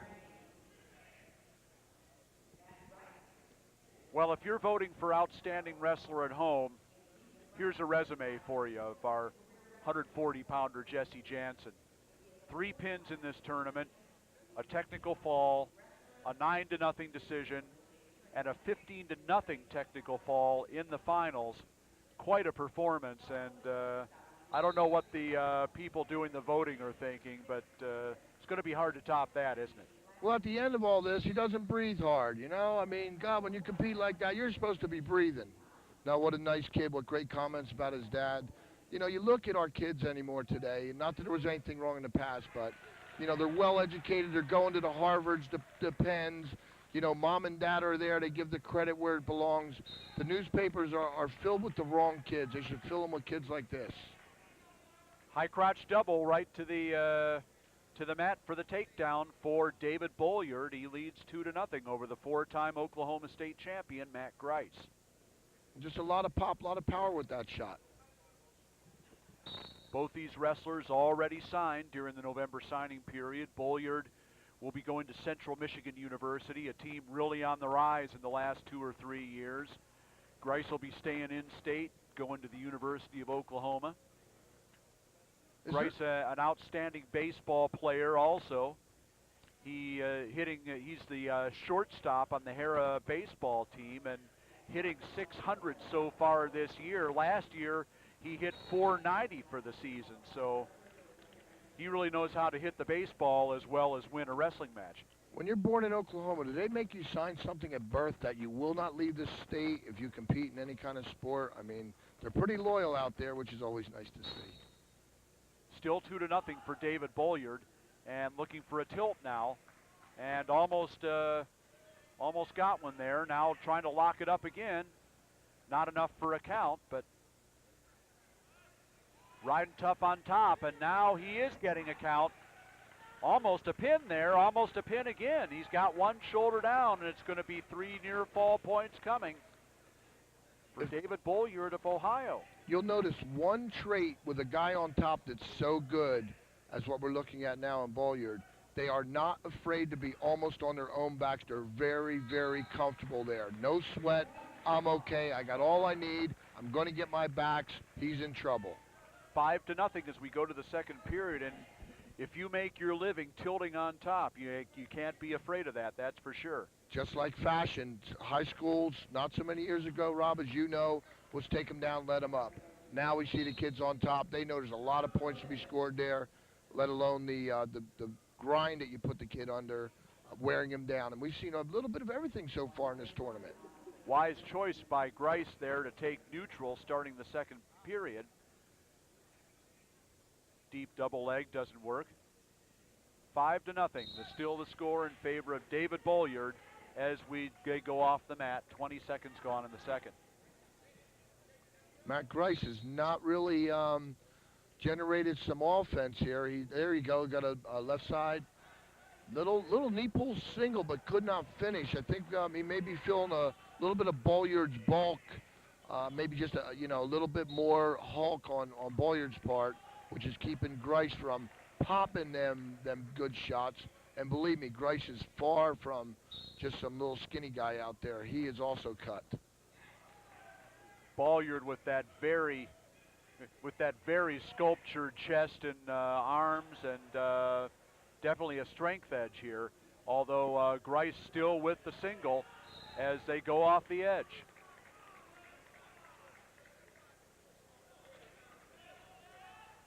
Pretty deep shot by Grice there earlier, but the rethrow by Bolyard got him out of trouble, and they're back to the center with 1:09 left to go.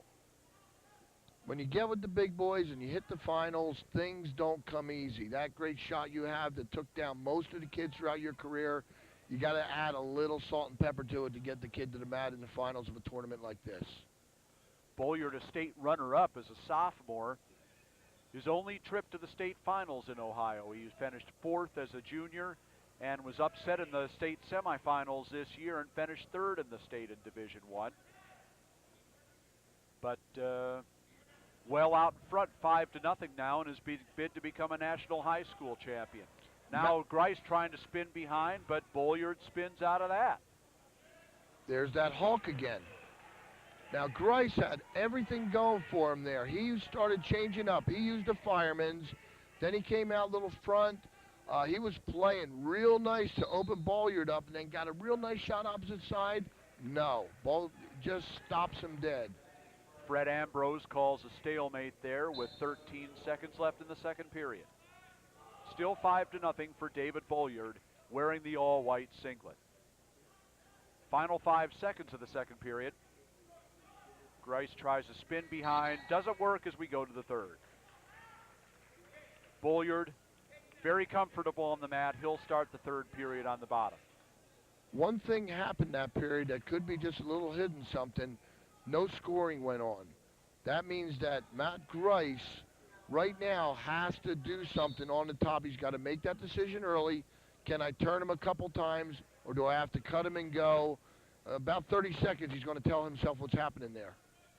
Grice throws in the leg, thinks better of it, lets Bolyard go for the escape. He's decided he's going to try and win this match on his feet, Ed.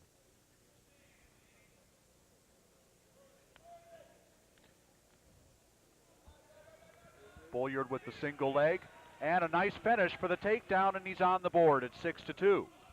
Okay, here's what we have. We have Grice feeling real good about himself, feeling fresh, feeling good being now. You know, he scored fairly easily with that leg shot, where in the first period, he wasn't coming close. Now he's got his head down, little running with the front head and arm, and he's trying to, The escape given at 7-2, and now Bolyard in on the shot, but Grice steps over, and they go off the edge with no points scored.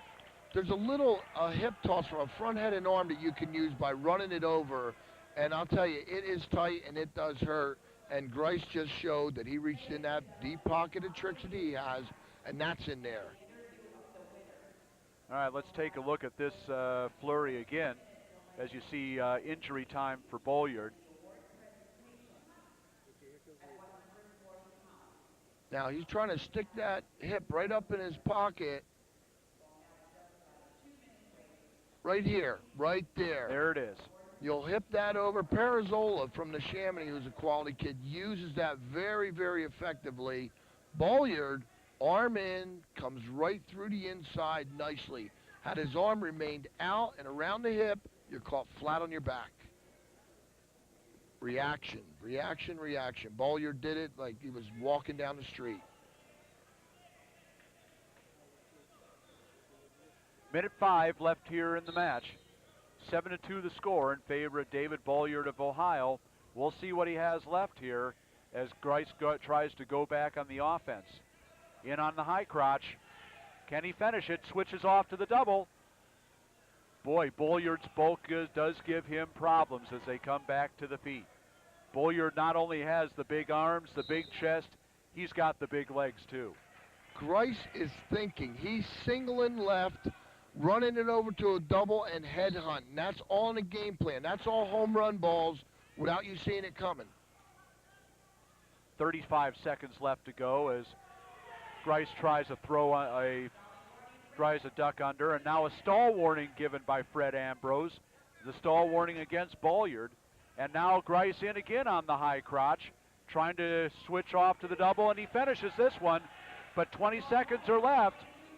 And Bolyard trying to hang on to that at elbow. Grice gets it out of there. 7-4 is the score in favor of David Bolyard. Under 10 seconds left to go, and it looks like Grice is going to run out of time. 1 second left, and that's it. David Bolyard never won the state in Ohio, but he has won the National High School Wrestling Championship over four-time Oklahoma champion Matt Grice. Great match there at 145 pounds, and David Bolyard brings home the second state championship for Ohio. Momentarily, we're going to be tuning in to the All-American Award presentations for 140 pounds.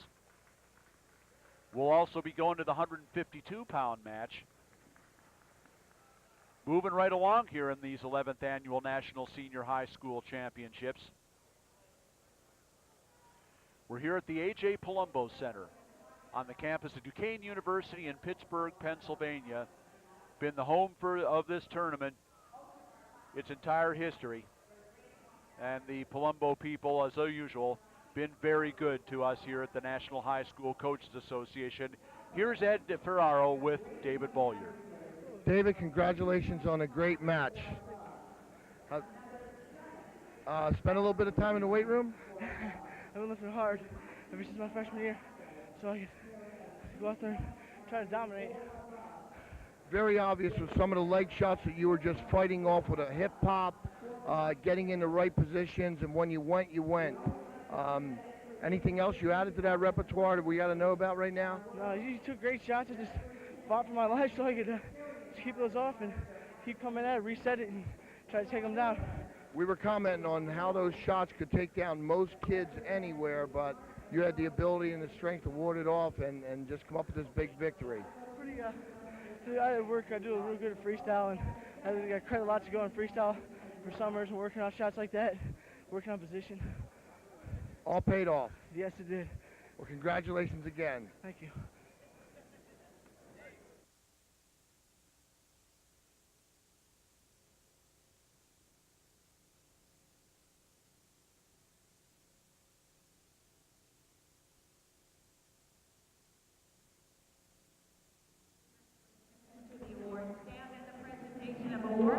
Okay, Ed, thank you very much.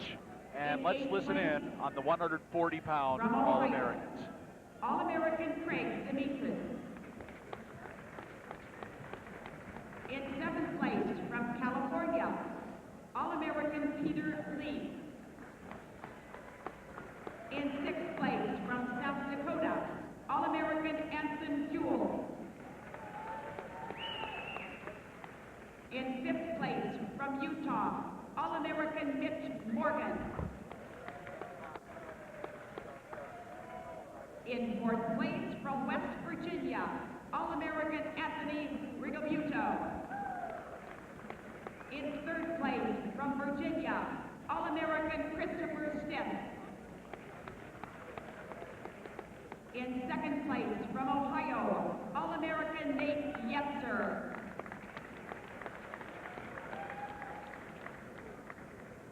And the 2,140-pound National High School Wrestling Champion from New York, Jesse Jantzen.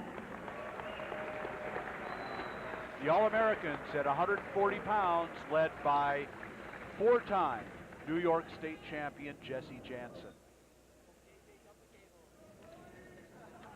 We move on now to 152 pounds.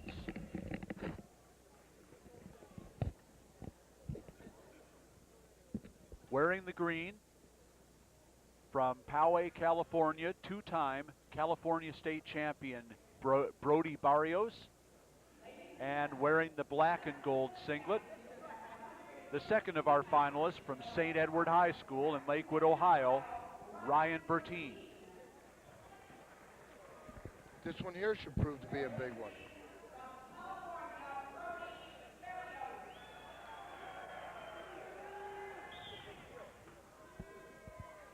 Two wrestlers that went undefeated through their respective high school seasons. Both 3-time state place winners. And both have made their college decisions. Ryan Bertin will be attending the University of Michigan next year, and Brody Barrios will be attending Cal Poly. So both these wrestlers staying pretty close to home. We've competed against both these wrestlers. Our kids didn't fare very well with them, but to watch them go is a real pleasure. They're both goers too. Bertin, like his teammate, late Mason Lenhard, that we saw in the 112-pound match, likes to work that leg attack. And Barrios holds him off, and we get a stalemate. Minute 12 left in the first period. Still no score.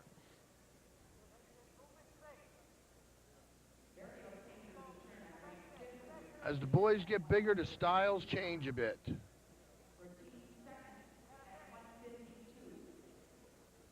One of the reasons Barrios said he chose Cal Poly to continue his wrestling career is it's right on the beach. Lives 20 minutes from the beach, and spends all his free time down there when he's not wrestling. So Cal Poly being at San Luis Obispo and right off the beach, he'll get a chance to continue doing that. He loves skateboarding as well as surfing. So that's it's the East Coast against the West Coast lifestyle. Well, that's thinking there. He'll probably get out there and be nicknamed Cookie or something.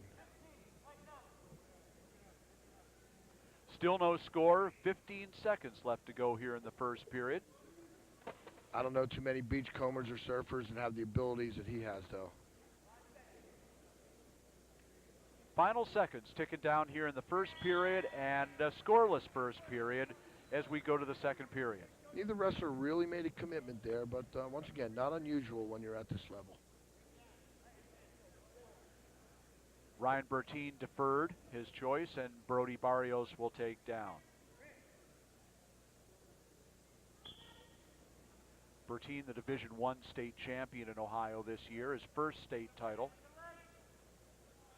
I have to tell you honestly, Rob, and wherever this goes, I guess I just, have to live with it.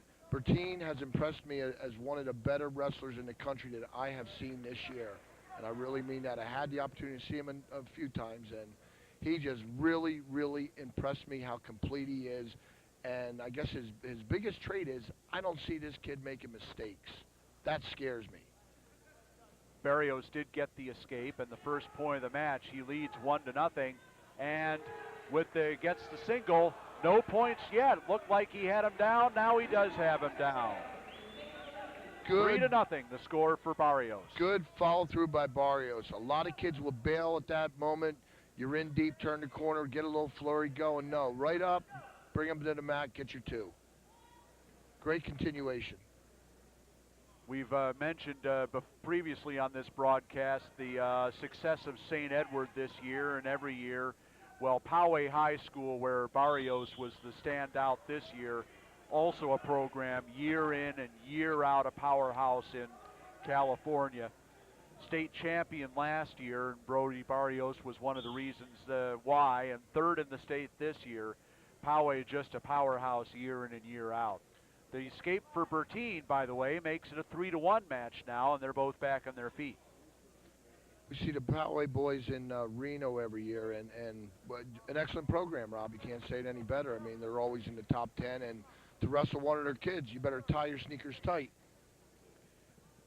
25 seconds left to go here in the second period. It looks like Bertin took a finger to the eye, so an injury time for Bertin.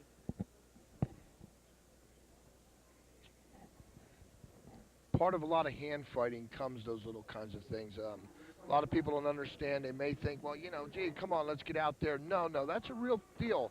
I mean, my God, sometimes knuckle deep it feels like that finger comes into your eye. Let's see if we can see where that finger in the eye took place. Haven't seen it yet. Maybe on the right hand thrust that's about to come up there by Barrios before we cut away. It doesn't take much once again. I mean, you're beating on the head, you're hand fighting, you're going inside control, he's fighting inside control. It happens, and it's a real injury. No, it's nothing that's going to hurt forever, but, you've got to stop. You're blurry. Things just happen right there. You want to be right. You want to see what's going on. You've got to take that time.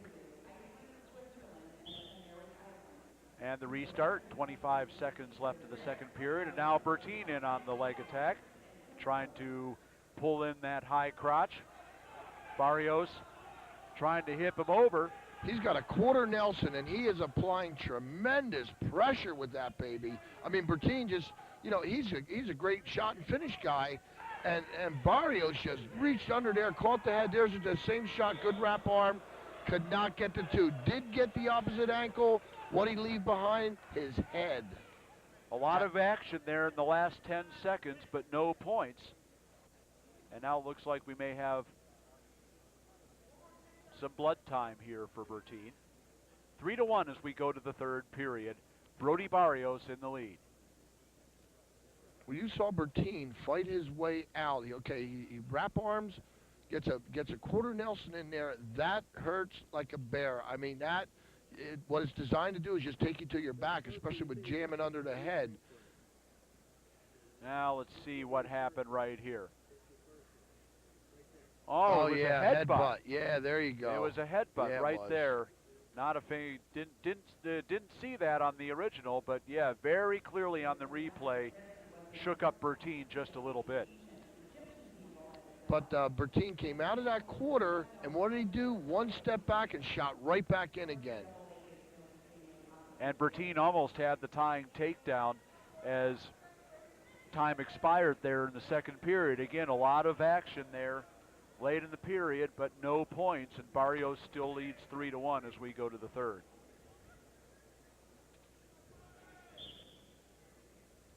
Bertin with the stand-up, and Barrios brings him back down. Barrios using a style that we've seen by 2 or 3 wrestlers, 2-on-1 action, either barring it up, keeping it tight, and trying to tilt, from rear standing or from the top. Right now, he's going to have to make a decision where he's going to have to get out to right angles. Staying parallel is not going to kick it on top. Barrios looks like for a tilt here. And Bertin just studying out on the bottom. So for the official to make a call either way, it's tough. It's tough. Minute 20 left to go in the match, and Barrios still trying to work him on top, and a stall warning on the bottom against Bertin. Not a popular call among the folks in the audience, but it stands, and now a stalemate is called. If Bertin could talk to the official, he would like to say, you get down here, feel what I got on top of me, and you try to move. And I really mean that. That's a tough one there. Barrios, the state champion at 160 in California this year, down to 152 for this event as the escape is given, and now the lead is cut to 3-2. Bertin competing at the same weight class. He won his state title at 152. A single point, the lead for Brody Barrios, 3-2. And Bertin diving underneath again, but not able to get any penetration. 30 seconds left to go, and now a stall warning against Barrios. And Bertin spins behind and gets a takedown. He leads 4-3 now, his first lead of the match. Bertin attacked left, attacked right, went left, went right, snapped, went behind. That's just constant. That's tough stuff. 12 seconds left, and Barrios needs a point to send this to overtime. Blown dead with 8 seconds left to go, and now Brody Barrios has 8 seconds to get out and force overtime, or Bertin will have taken this National High School Championship at 152. And an injury time now taken by Barrios. 8 seconds. You're thinking. You're asking your coach, well, you can't with an injury time, but if you can, you would. You know, there's a lot you can do. You can pop and roll. You can stand and pop. You got to realize one thing. One action on top that's tight, anything, 2-on-1, chop you to your side, it may be over. You can't have that happen. Barrios knows that. He's thinking right now he's got to have head up and go or get a roll going, but he's got to get the jump and do it right away with no defense on top. Well, here we go, 8 seconds left. Bertin 4, Barrios 3. Can Barrios get off the bottom and force this to overtime? 8 crucial seconds left to go as they start it up. Barrios up with the stand-up. Bertin brings it back down. Barrios up again. 1 second left to go, and that will do it. Trailing 3-0 at 1 point, Ryan Bertin brings the third National High School Wrestling Championship to the state of Ohio, 4-3 over Brody Barrios of Poway, California. Well, in a minute, we'll be showing the presentations of the All-Americans at 145 pounds. We'll also be going on to the 160-pound match here in the Senior High School National Championships, sponsored by the National High School Coaches Association here at Duquesne University. Now let's throw it to Ed Ferraro. He's here with Ryan Bertin. Ryan, congratulations. Great job, great career, great tournament. How you feeling? I feel great. Pulled it out in the end. Felt real good. Came here to win, and that's what I did. I was fortunate to be able to watch you all year long. It's rare that you're behind. What were you thinking? I just had to crack him, keep the pressure going. He was a tough kid. I just had to keep going, keep pushing him. He had some nice explosions in there, some strong, things. Huge kid, strong kid. Is that deceiving or what when there's long strength like that? Oh, he was awesome. He was strong, I just had to work around it, I guess. You got to be real happy with your performance, Ryan. Definitely.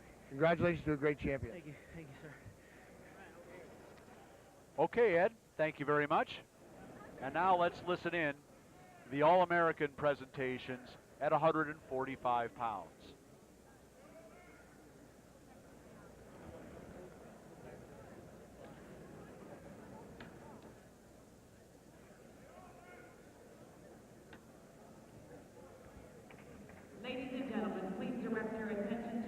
would stand at the presentation of awards at 145 pounds. In 8th place from Minnesota, All-American Bill Morgan. In 2nd place from New Mexico, All-American Stephen Malin. In 6th place from California, All-American Adam Bodin. In 5th place from New Jersey, All-American Lave Black. In 4th place from California, All-American Chris Pendleton. In 3rd place from New Jersey, All-American Eric Norgard. In 2nd place from Oklahoma, All-American Matt Grice.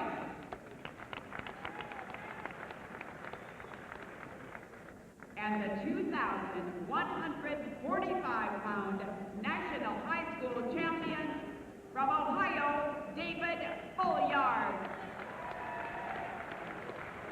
The 145-pound All-Americans, led by the champion, David Bolyard of Ohio.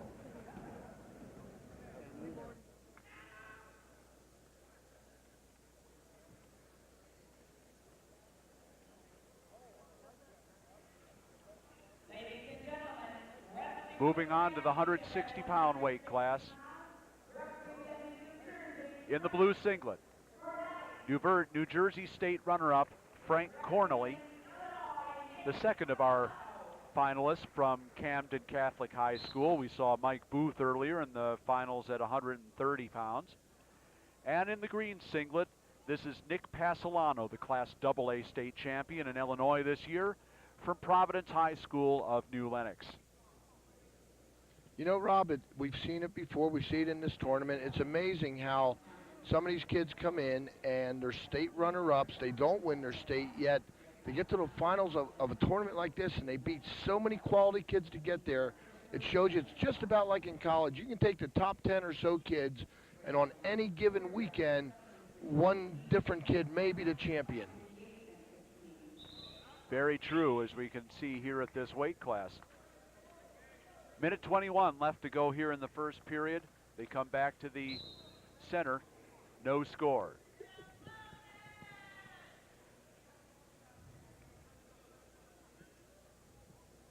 Nick Passolano was a standout nose tackle on some deep into the playoff football teams for Providence.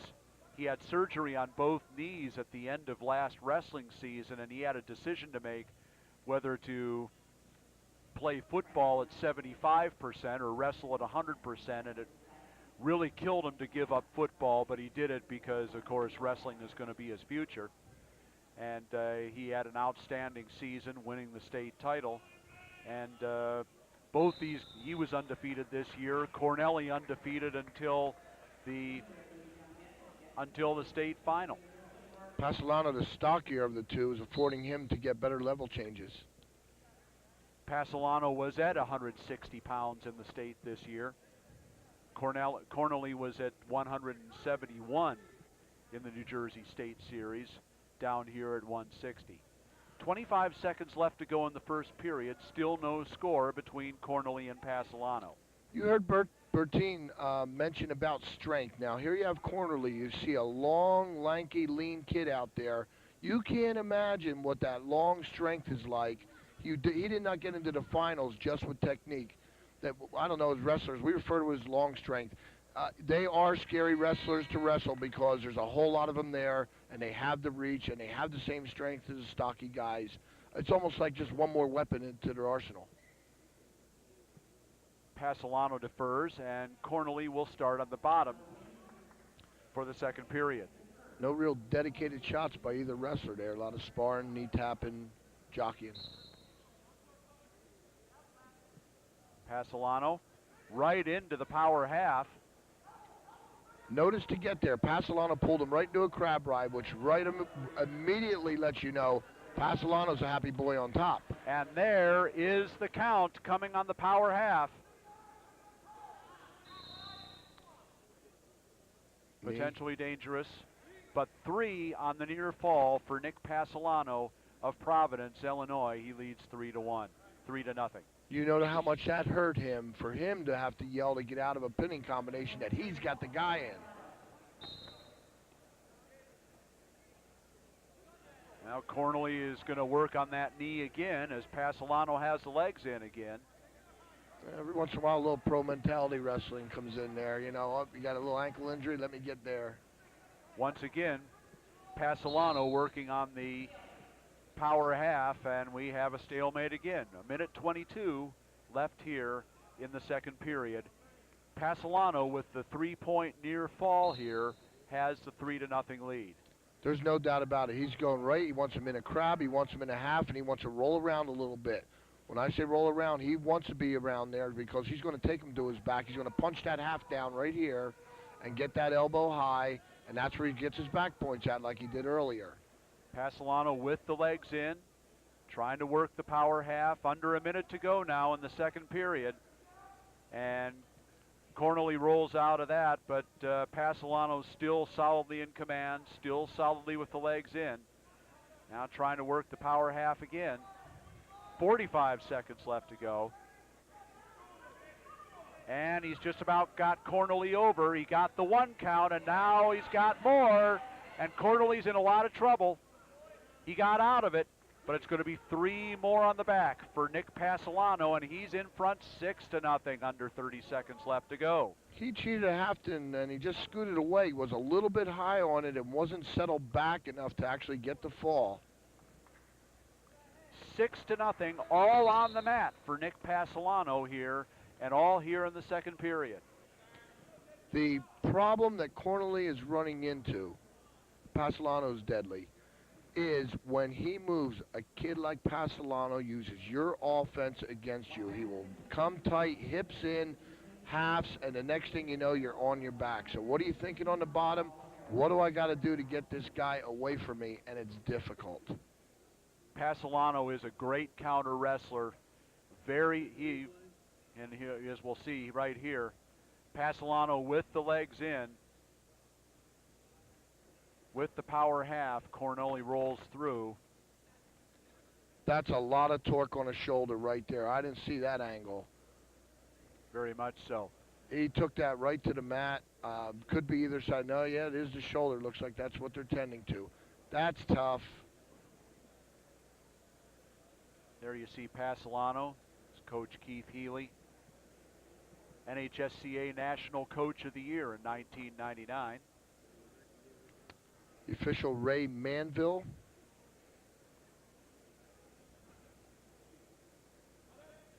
And it looks like Cornely will give it another go. Still flexing that shoulder. 14 seconds left in the second period. And let's see what Passolano tries to do here. Right back in with the legs. And he's going to try and work that power half again. 4 seconds left to go. And Passolano will take a 6-0 lead into the third. Here is where I'm not sure if I would go here. He's so tough on top. He's probably either neutral or top, but obviously he must know something we don't.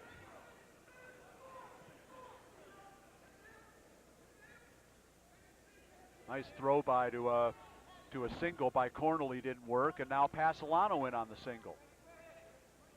Passolano very, very dangerous with a spladle. It's a move that he's well known for, and pushes him out of bounds. Neither wrestler able to finish that shot there. 7-0 the score in favor of Nick Passolano in the green singlet. Minute 33 left to go here in the third. Cornely glanced at the clock, coming back to the middle, checks the score, it's 7-0. He's got to come up with a plan quick. Minute 20 left to go. The second period was where all the action took place in this match, and now Passolano in on the single again. Now trying to Keith Healy telling to get his head up, get his head up. Nice work to the double. Trying to work up now. And he's got the 2. It's 9-0, and Passolano firmly in command now with less than a minute left.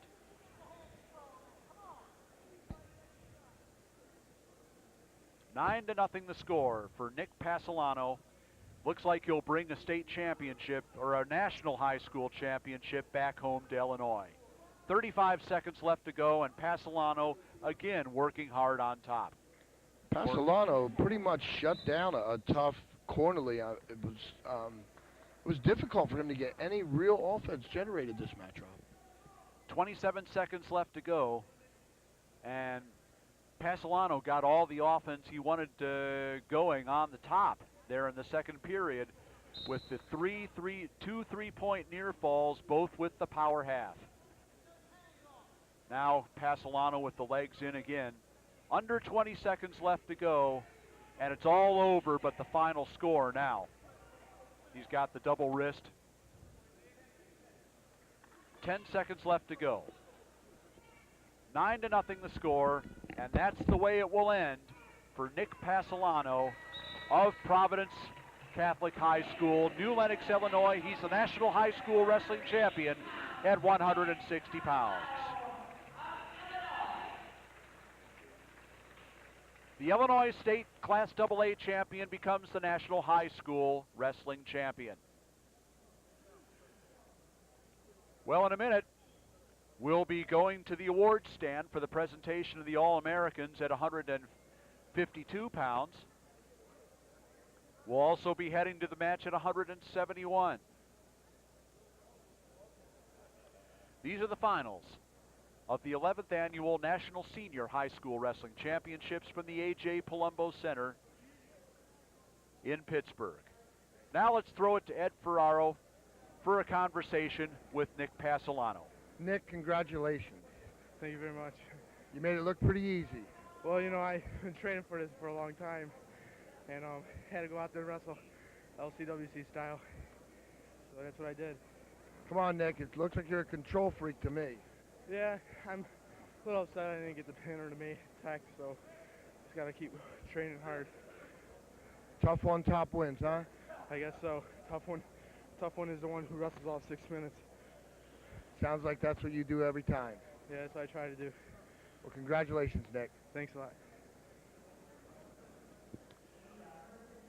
Okay, Ed. Thank you very much.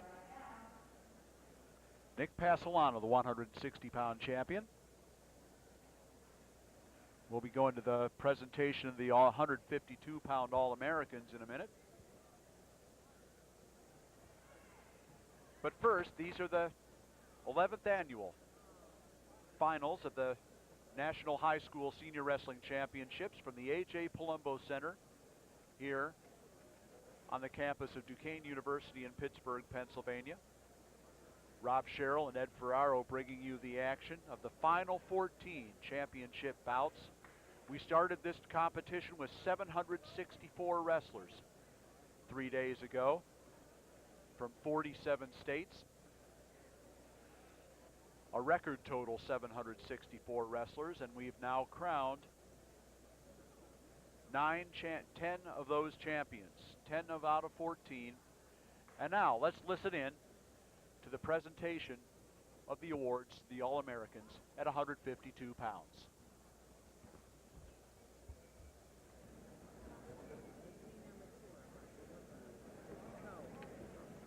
Ladies and gentlemen, presenting the awards at 152 pounds. In 8th place from New York, All-American Nick Rosenberger.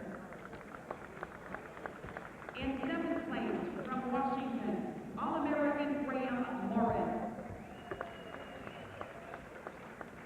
In 6th place from Virginia, All-American Carl Holmquist. In 5th place from Texas, All-American J.J. Holmes. In 4th place from Pennsylvania, All-American James Woodall. In 3rd place from Michigan, All-American Mitch Hancock.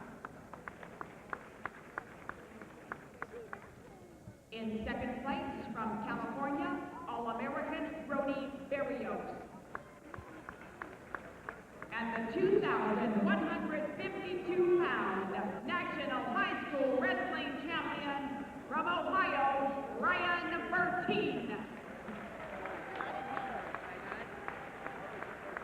The All-Americans at 152 pounds, and there's your champion from Ohio, Bertin. We head on now to the 171-pound match, where we will see in the white singlet with the red trim, three-time Oklahoma State champion Wes Roberts from Westmore High School in Oklahoma City. And his opponent in the gold singlet from Harding County High School in Buffalo, South Dakota, the first of two finalists from South Dakota, Brandon Padden. South Dakota, new country heard from. Roberts right in on the single. Real nice knee pull. He got there quickly. Now he's got to finish it. Hasn't done it yet. And Padden gets out of it. Real tough defense. Padden attacked in. Something that's very difficult to get into a kid, but he did it immediately, which got him clean from that single. Both these wrestlers have already made their college choices. And now Roberts in on another single, goes to the double and finishes the takedown. That all started off with an opposite side duck. That was nice. They go off the mat with 1:11 left in the first period. 2-0 for Wes Roberts of Oklahoma. He shows the optional start. And the escape given, it's 2-1. Both these wrestlers have already made their college plans.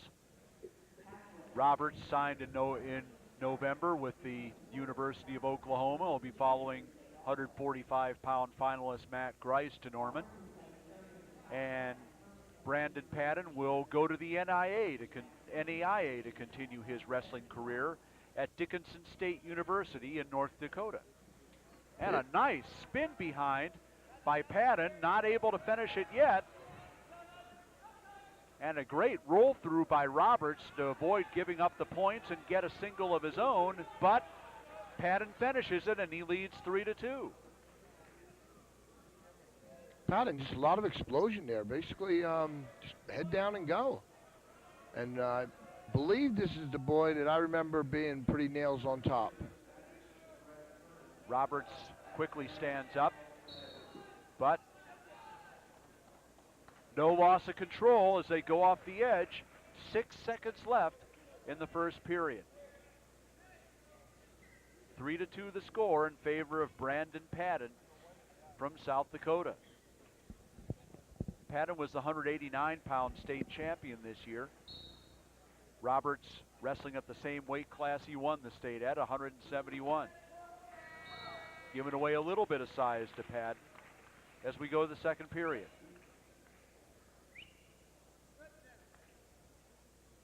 Roberts with the choice, and he'll take the down position to start. An excellent choice. What you want to do when you know the match is going to be a grinder, your choice, get even. Get out of there, make it 3-3, and let's go again. A lot of kids don't do that. I'm liking some of the stuff I'm seeing. The escape given by Padden, and the score is tied at 3. Now Roberts in on the single, switches off to the double, trying to get Padden off his feet here, and he is given the takedown. He now leads 5-3.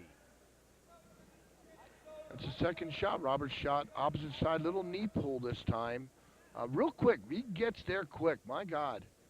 Now he's going to have to move up. There he goes. Minute 23 left here in the second period as they go off the edge. 5-3 the score in favor of Wes Roberts, the 3-time state champion from Oklahoma.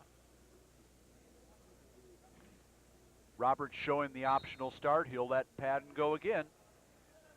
Last time this happened, Padden took him down. 5-4 the score now. Roberts figuring he'll take his chances on his feet. Looking very good on his feet. Both wrestlers putting lots of pressure on the head.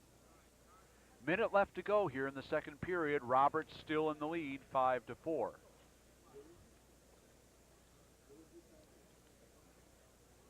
Roberts trying a drag there, doesn't work. 45 seconds left to go.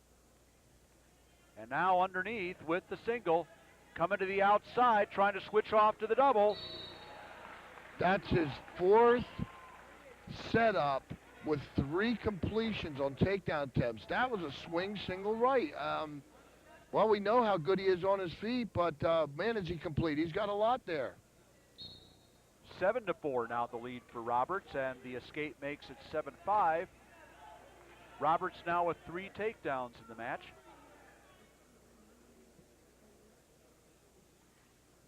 Padden felt Roberts just get a little high and just popped his hits up, took him over the top.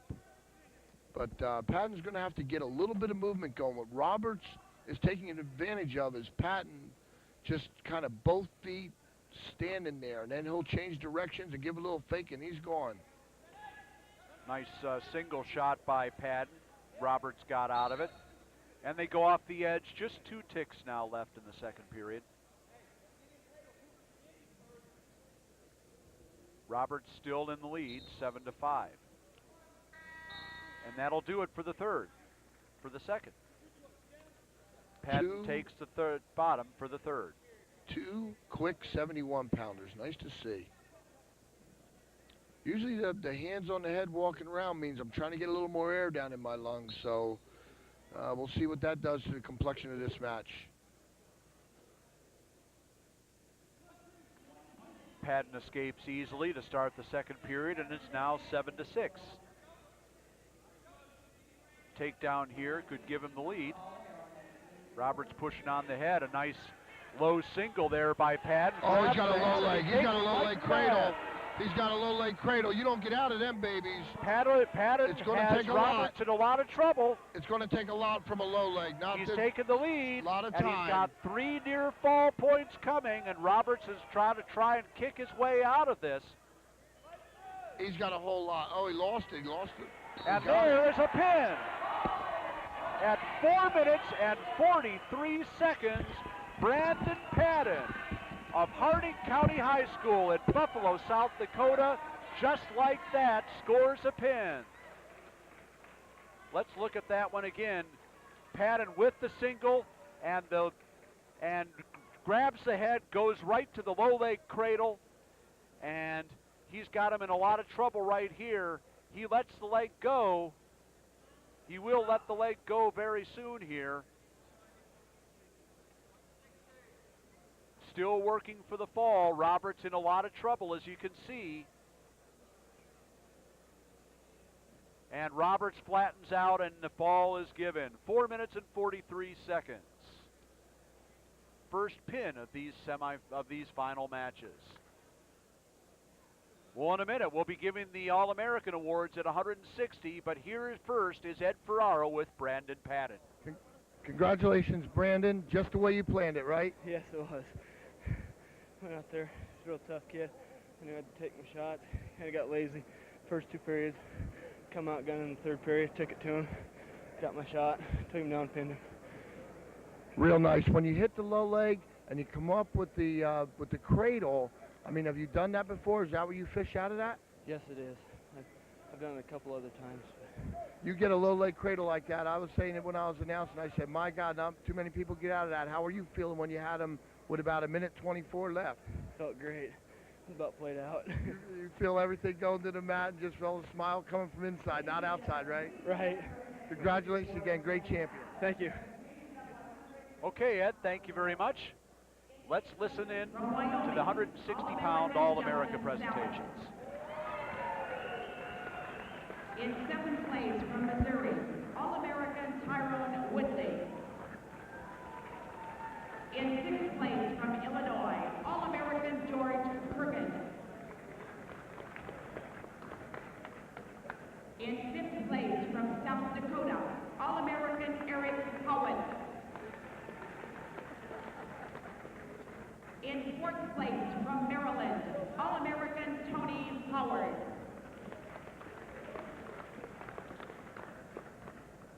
In third place from Washington, All-American Matthew Ellis.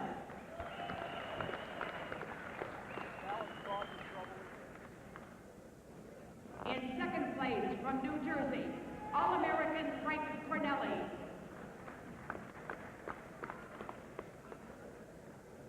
And the 2,160-pound National High School Wrestling Champion from Illinois, Nick Passolano. The All-Americans at 160 pounds, and there's your champion from Providence Catholic in Illinois, Nick Passolano. We move now to 189 pounds. And wearing the blue in this match will be two-time Missouri Class 4A champion Scott Barker from Oakville High School in St. Louis. And our second South Dakota State champion from Sturgis, South Dakota, in the black singlet, Les Sigman. Okay, Rob, I'm going to get cocky. We have not had one boring match. They've been great finals. You got to say that. As Barker right in on the takedown in a 2-0 lead. Little roll drag to a double. Barker has a tremendous cradle, and we're going to see it right here. How about this?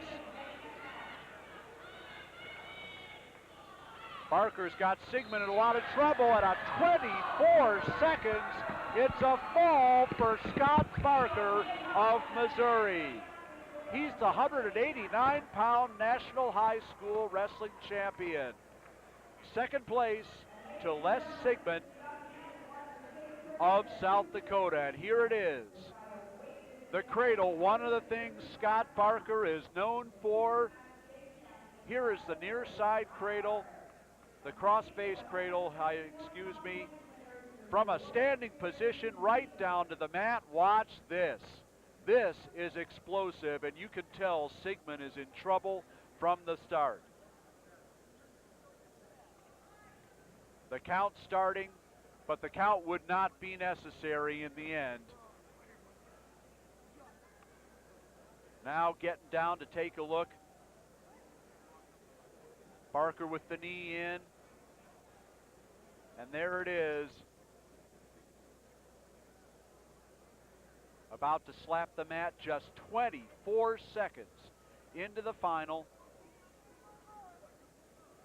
And there it is, a pin for Scott Barker. Now here's Ed Ferraro. He's with our champion, Scott Barker. Scott, congratulations on a great win. You must be real busy, man. You got somewhere to go tonight? I gotta eat, I'm hungry. That's pretty much it. Want to get out of here, this tournament. I'm not a big fan of watching people wrestle, so let's get it over with as soon as possible. That's pretty much it. Do your own thing, huh, Scott? Yeah. All the time. You seem like that tight. That cradle's pretty deadly. We knew about it, but you just jump right in there. You doubled him to his back. He bellied out. You come right up with a cradle, stuck him. You get that thing tight. I mean, is that subject to, the hulk that you have, or just you getting in the right position? Well, it's more setting the moves up and skill. I mean, I've done it millions of times. I've done it so many times I don't even practice anymore. It's just natural. Well, congratulations again, Scott. Thanks. Okay, Ed, thank you very much. And let's listen in to the All-America presentations at 171.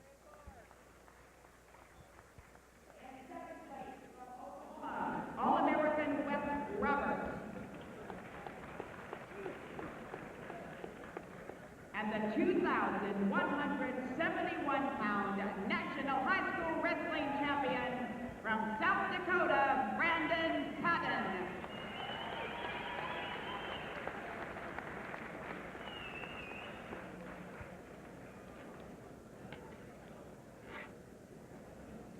Ladies and gentlemen, we remind you to stay with us following the heavyweight award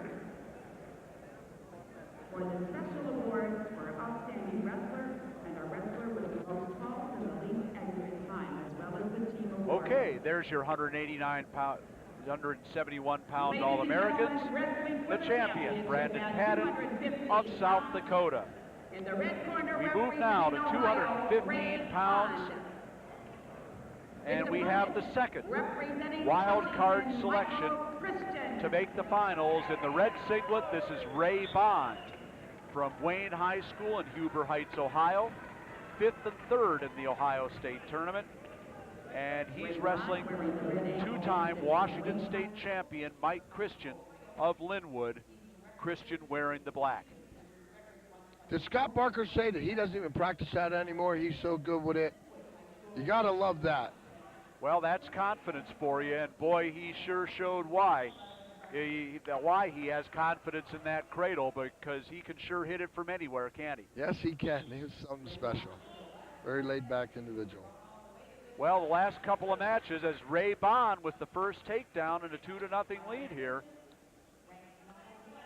The action has gotten explosive here in the last couple of weight classes, with that third period fall of 171 by Brandon Padden, and just 24 seconds into the 189-pound match, Scott Barker ended things in a hurry. This is what's great about high school sports. You know, the college sports are fine as far as the wrestling goes with the nationals and all that, but you just don't turn it up like this in the college finals like these kids do in the high school finals. It's just too good, too good. The escape for Christian makes it 2-1, Bond in the lead. 45 seconds left to go in the first period. And Bond looking for that throw again. Christian trying to power across, and he's gotten his head out. And Vic Lenhard gives 2 points to Mike Christian. 28 seconds left in the first period, and it's 3-2 now. Christian in the lead. He went for the headlock, and the head slipped away from him a little bit. You know, the arm is everything. You can actually throw it without it, but when you lose a little bit of both, he knew he was in trouble. That's why he was edging towards the edge and just tried to bail out at the end, and Christian coming up with the 2. 20 seconds left in the first period. And there's a bar tilt for Christian, and Bond responds with the headlock. Nothing yet. It is an escape, though. Nearly more, but it does get him out of trouble. 5 seconds left to go. It's 3-3.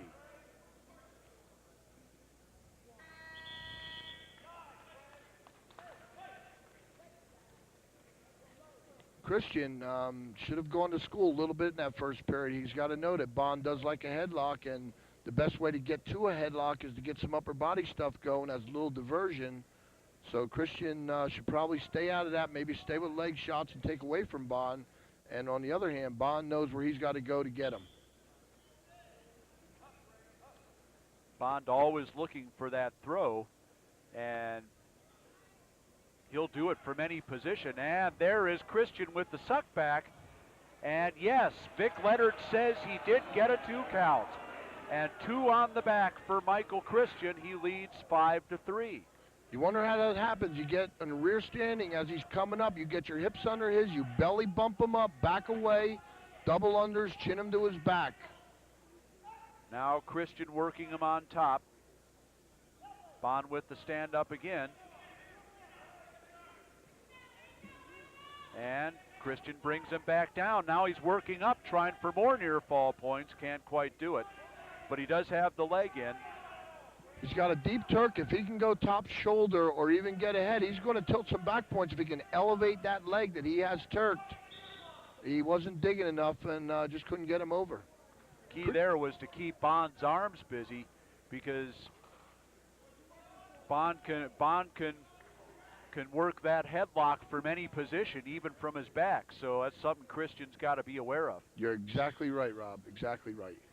Minute left to go here in the second period, and Mike Christian so far wrestling a pretty smart match here. And every time Bond turns in, Christian drops to the legs and brings him right back down. Christian is putting himself in real good position. So Bond unable to come back up, try and get himself into headlock position, because Christian just drops to the legs, brings him right back. 32 seconds left to go here in the second period as they come back to the center. Christian really hasn't threatened offensively attacking in on top and turning, but when you get in positions like he can get in with his feel, he'll catch you in an awkward position and get you to your back that way. Bond with the sit out. Just a different tact.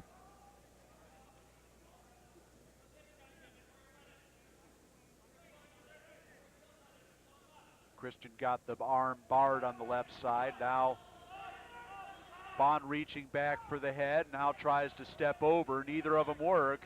10 seconds left to go here in the second period, and Christian riding tough on top. He'd like to freeze him out going into the third. And he does just that. Third period starts. Christian will have the choice, and he'll take the down position. I got a strange feeling that Bond's going to try to maybe just a little bit on top and then cut him and see if he can work some upper body stuff. Bond trying to throw the leg in. Christian with the stand up. And Bond unable to get the legs in, and Christian is out.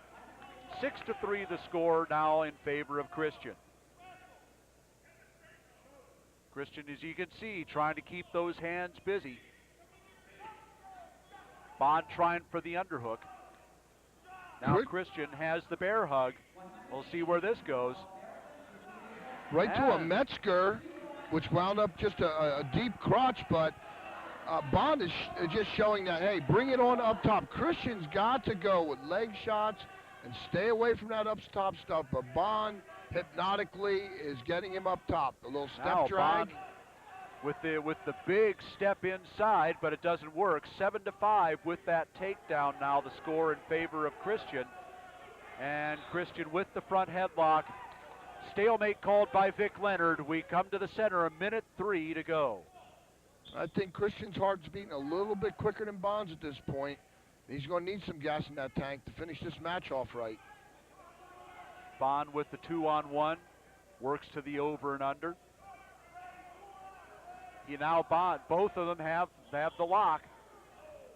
And almost a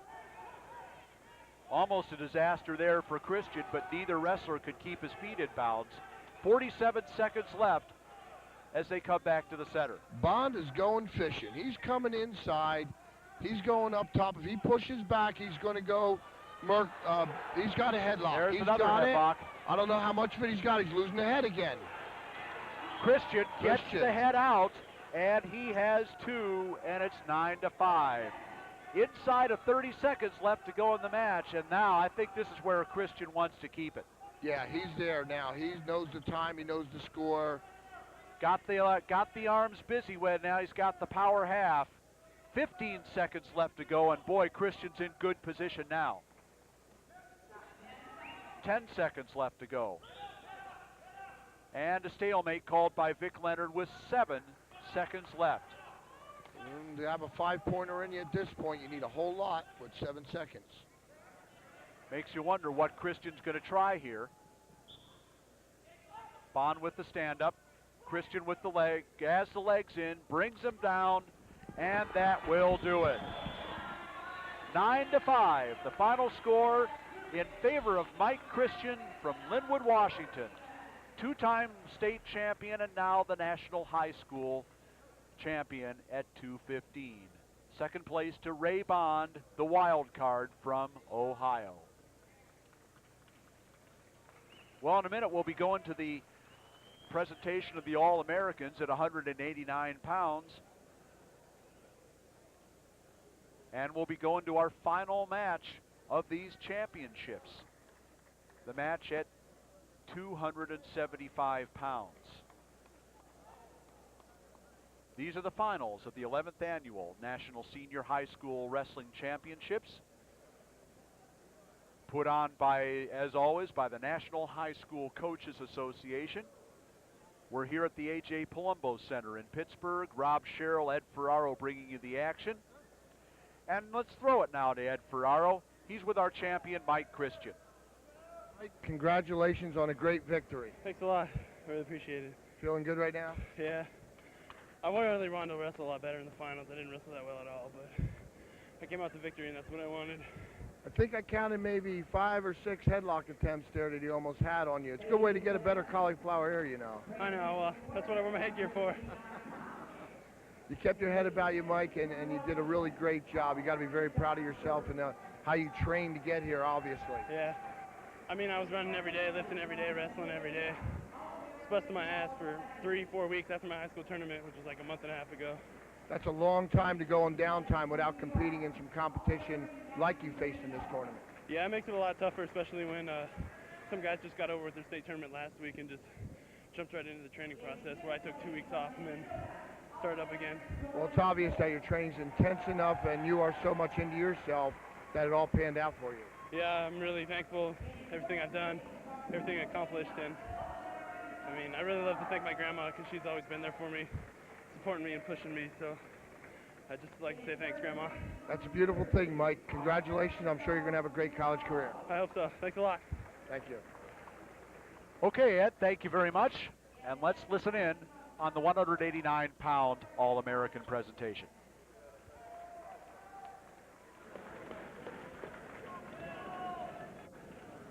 And the 2,189-pound National High School Wrestling Champion from Missouri, Scott Barker.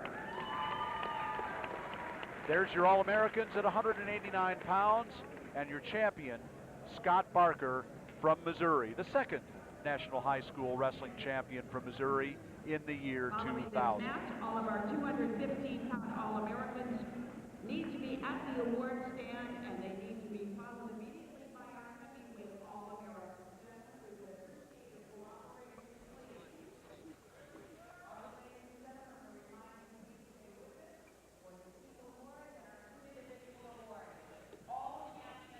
Well, we go to the 1,490th and final match of the National High School Wrestling Championships for the year 2000.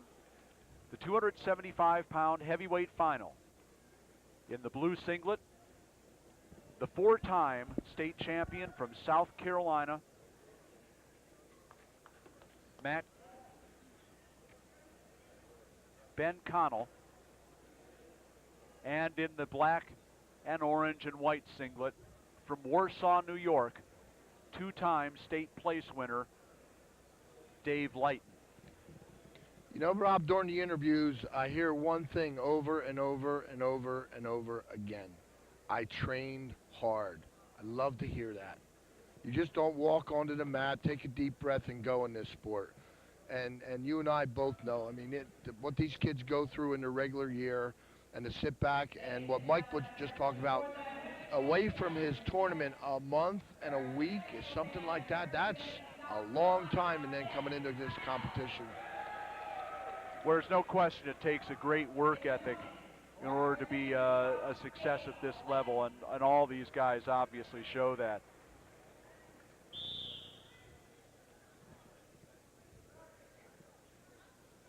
Ben Connell is from Lugoff Elgin High School in Lugoff, South Carolina. He won 3 state titles at 215 pounds before moving up to heavyweight for this, his senior year, and his 4th state title. Dave Leitten of Warsaw, New York, 3rd in the state tournament this year, 6th as a junior.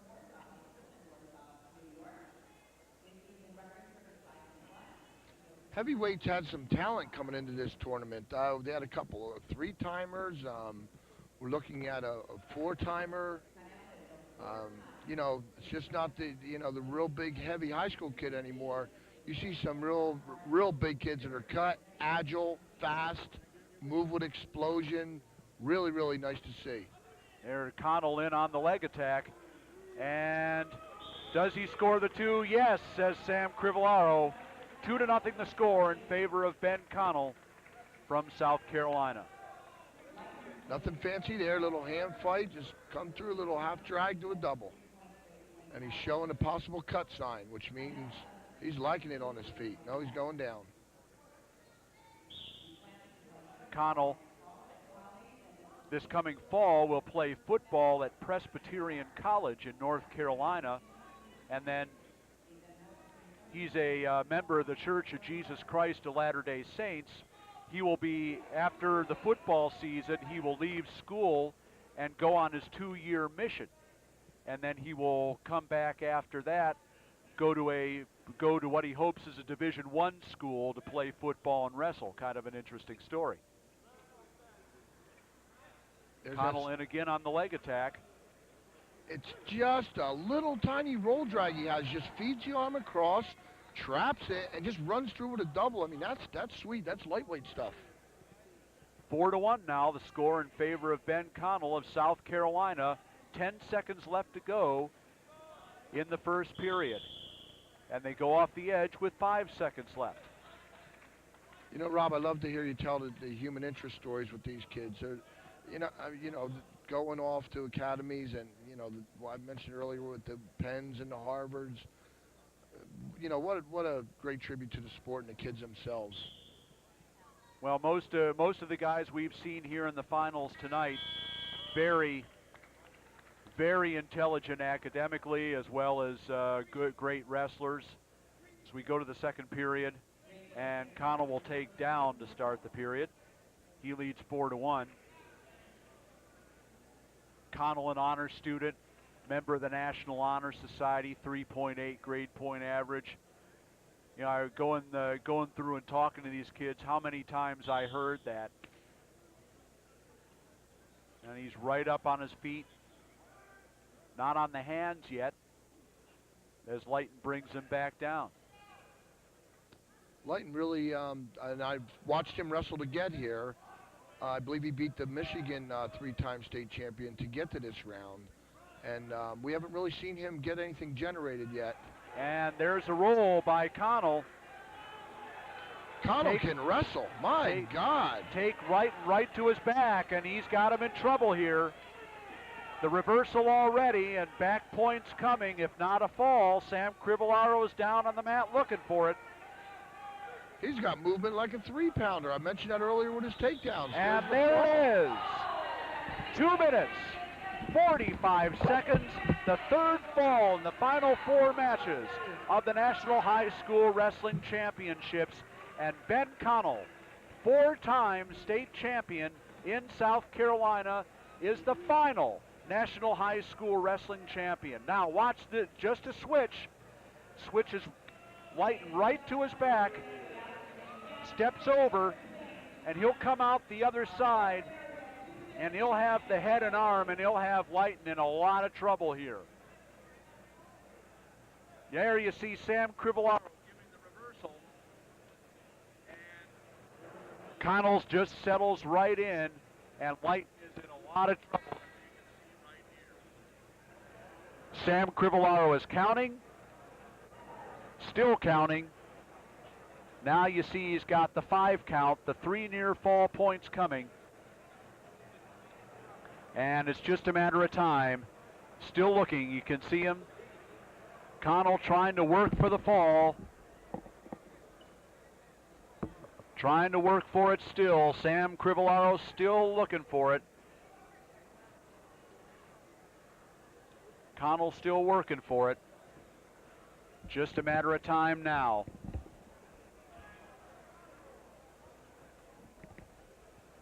And he's still looking up, Leitten trying to push him away. Doesn't have it yet, but he's got a lot of time left in the period, and there's the call and the pin. 2 minutes and 45 seconds, the time of the fall. Now let's throw it to Ed Ferraro, and he's here with Ben Connell. All right, Ben, I'm sure, just talking to you briefly here, you could have a career as a comedian. The way you went at him, you gave him no opportunity whatsoever to generate any offense. That's typical of your style. Yeah, I like to get him down and out quick. I mean, I made comment during your TV coverage. You move like a 3-pounder. You'd be scary with all that coming at me. Well, I try. I do all kinds of quickness exercises and stuff like that. I mean, that quick twitch, that comes from some stuff. Some stuff? Oh, no. Yeah. Trying to put me on the spot now. No. I mean, like some training stuff. Yeah, training. Absolutely. Yeah. Really look good out there. 4 state titles, this title. Do you have anything at all to say? I'm very pleased with how much I've been blessed. That's great. That's great. Congratulations again, Ben. Thank you.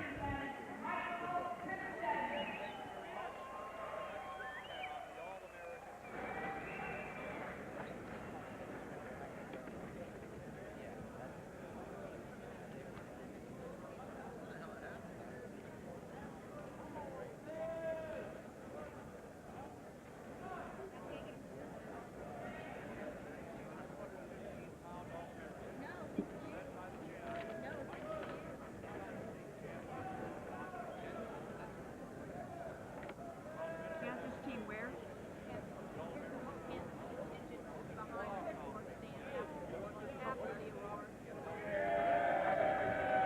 Would Team Kansas please report behind the award stand following the final awards presentation?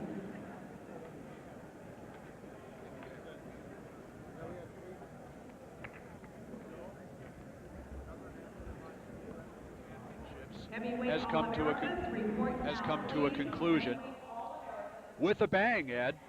3 pins in the final 4 matches, and that was an exciting one to finish it off.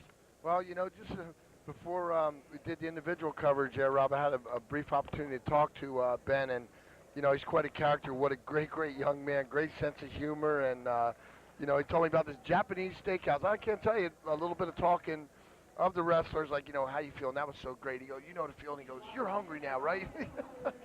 These kids are hungry. You know, we can't lose track that they are high school kids. And, I mean, you know, the tournament spoke for itself. And, you know, the character of the individuals, even the ones that came in 2nd through 8, just so much went into all that these kids did to achieve their All-American status, Rob. It's something you just don't mail order. Well, I certainly second your comments about Ben Connell. Had a chance to talk to him this morning. You know, just a great kid, loves life, really relaxed. You know, he's got the world by the tail. You can tell from talking to him, can't you? Oh my God! You know, it's really just quite something. You know, obviously, you know, very religious boy, and you know, these are the qualities. These are the individuals that stay dedicated to their sport, to their family, to their team, to their coach. It's just something that's contagious, and it's very, very good. Well, these guys are having some fun on the award stand. Look at this. Let's listen in to the presentation of the 275-pound All-Americans. In 7th place from Virginia, All-American Chris Bully. In 6th place from Michigan, All-American Philip Millerow. In 5th place from Kansas, All-American Jeremiah Beltran. In 4th place from New York, All-American Vincent D'Agostino. In 3rd place from Delaware, All-American Daryl Lockridge.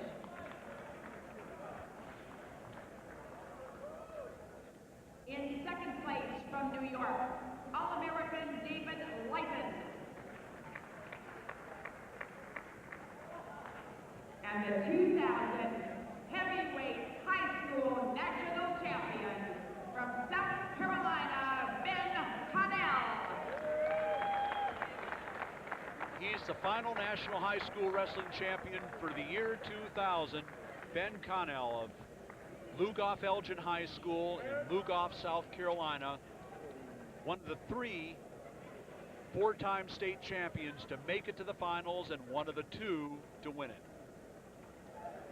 These were, I think, the best finals, and we never said we've had the best, but on the 11 years, Rob, there was excitement from 3 through heavyweight. They really were outstanding. I mean, every match just went back and forth. Every match was in doubt at some point, and really, all the back and forth matches we had early in that final session winded up with 3 pins in 4 matches. This final round had a little bit of everything. We had the big names, the little names, the no names.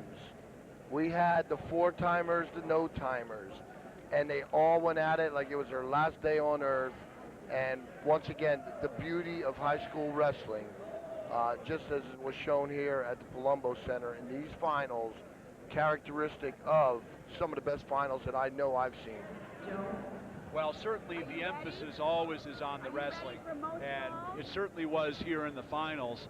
I know this year, Ed, you've had the title of tournament director added to your responsibilities. That's had to have been a little kind of rewarding this year. Yeah, it gave me a different flavor for what a tournament director does. I mean, I've been a coach, I've rolled mats, you know, kind of like a do-it-all kind of thing, but tournament director of this tournament gave me an opportunity to really get personal with a lot of the coaches and the kids, and the quality of all that, if you will, Rob, is what this is all about.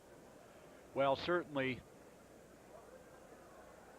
this tournament was the reason for the founding, of course, of the National High School Coaches Association, a showcase event, and it's just unbelievable what this event has become in 11 years. The tournament that every high school senior that makes a state final points to as a goal to shoot for. I mean, I talk to coaches all over the country whose attitude is, now I got a kid to the senior nationals, and it's kind of the crowning thing of the season. And you hear stories like that over and over again, and it's just great to hear that what this tournament has progressed to in a decade. The focus of what these kids go through here when they get here from their first match, if a kid loses the first round of any tournament, he's really disheartened.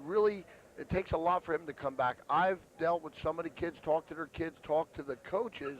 Losing the first round was like very, very bad, but in a second it's like, you know what, I got to get busy to come back and be an All-American. That's what this tournament's about. That's why the kids show up, and that's why the tournament is where it is today. Well, of course, on top of it all, you've been a high school coach for over 20 years, and you can certainly relate to refocusing a kid who may be lost in the first round or lost early when he's used to success. It's something for me because I'm a heart kind of person, and this sport demonstrates a lot of emotion, and the emotional swings that occur between the athletes and everything that surrounds them is just a tremendous thing. You really do feel.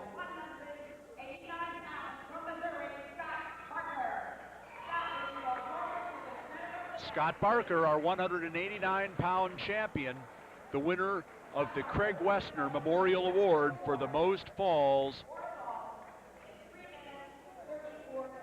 4 falls in 3 minutes, 34 seconds for Scott Barker, and I guess that final fall clinched that one, didn't it? Well, Scott told me, like, immediately after this, he was starving. He wasn't even going to wait for the rest of them. I guess somebody had to grab him and keep him here, Rob.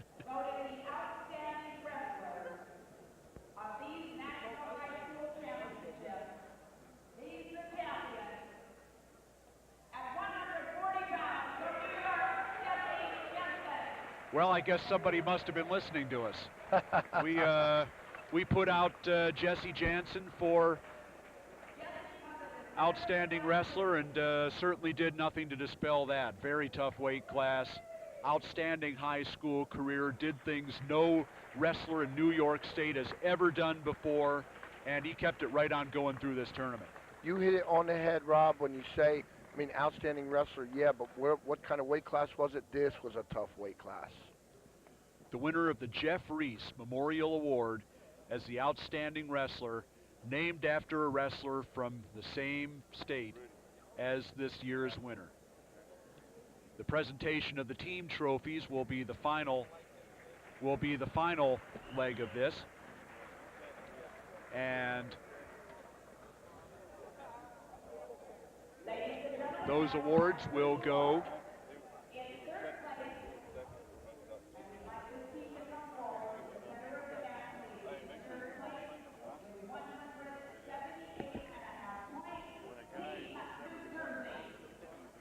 Team New Jersey finishes third in these National High School Wrestling Championships with 178.5 points.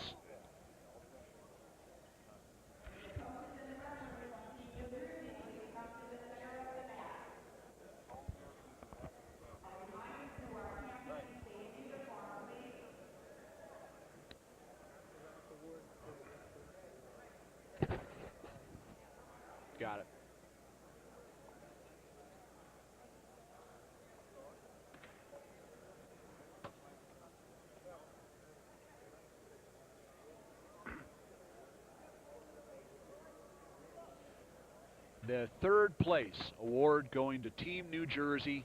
Fred Stuber, coach at Rahway High School, accepting for Team New Jersey. Team California finishing in second place. That presentation upcoming.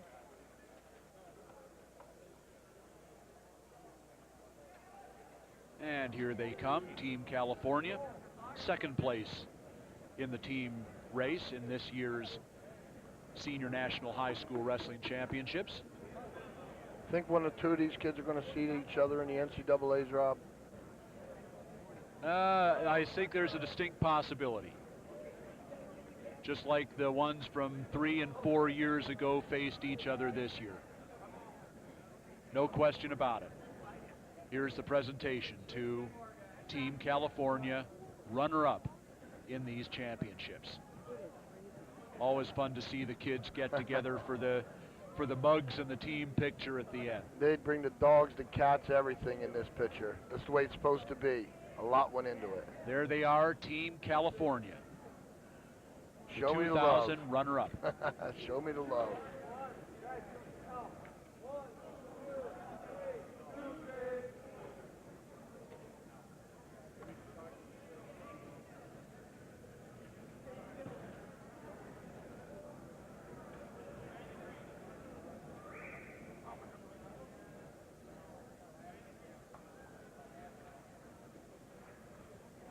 Team California.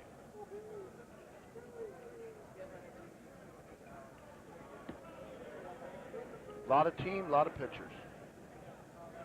Looks like enough for 3 or 4 teams there.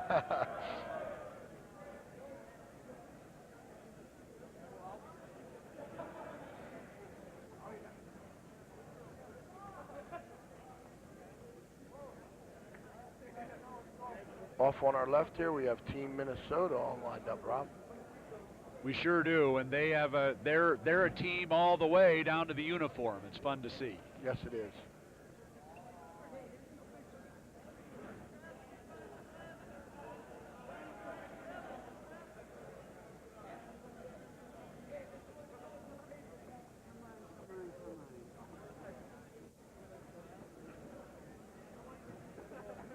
We'll have our championship trophy coming up soon.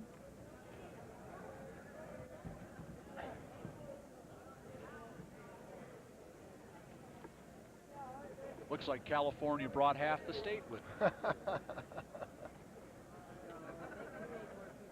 How about that? And if we can clear the mat quickly, please.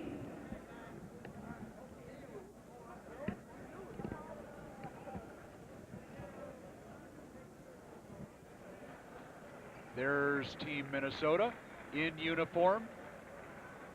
Could we clear the mat, please? The one state which comes Team in California, please help us out. a single dress uniform, and it's really rather stylish. Yes, it is. And the team champion award about to come up. And now, ladies and gentlemen, the first team champion of the millennium with 258.5 points, Ohio. Team Ohio, once again, the champion of the National Senior High School Wrestling Championships. Ohio. 255 by 8.5 points, 3 champions, Team Ohio. Always well represented. You always have, you see the typicals of the St. Ed's and the Walshes, but there's always other smaller schools that pop through to help win this team championship, Rob. A lot of contributors to that title right there from all areas of the state.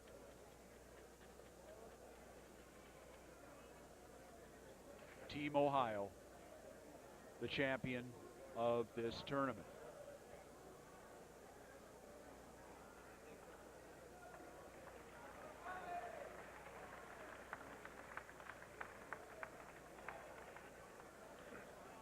There you see the All-Americans from Team Ohio.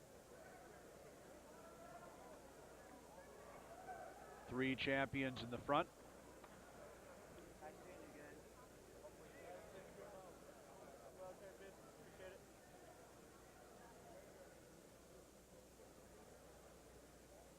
And there they are.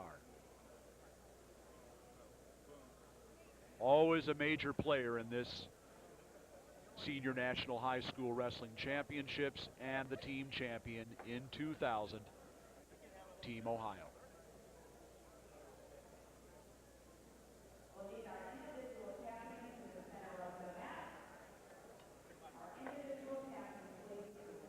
Well, as we bring this 11th National Senior High School Championships to a close, give me one memory from this year's tournament, Ed, if you would. One memory. Thanks, Rob. One memory. That narrows it down just a little bit. One memory. Oh, God, I don't know. I can't think right now. I really can't. Well, how about these finals?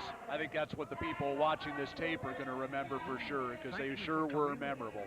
I'm not one to say something's the greatest or something's the best, but I know in my memory that I have right now that these finals were the best that I've seen in the years coming to this tournament. They were tremendous. Well, that's going to do it for the 11th Annual National Senior High School Wrestling Championships from the A.J. Palumbo Center here at Duquesne University in Pittsburgh, Pennsylvania. For Ed Ferraro, I'm Rob Sherrill. Thank you for watching. We'll see you again next year at the National Senior High School Wrestling Championships.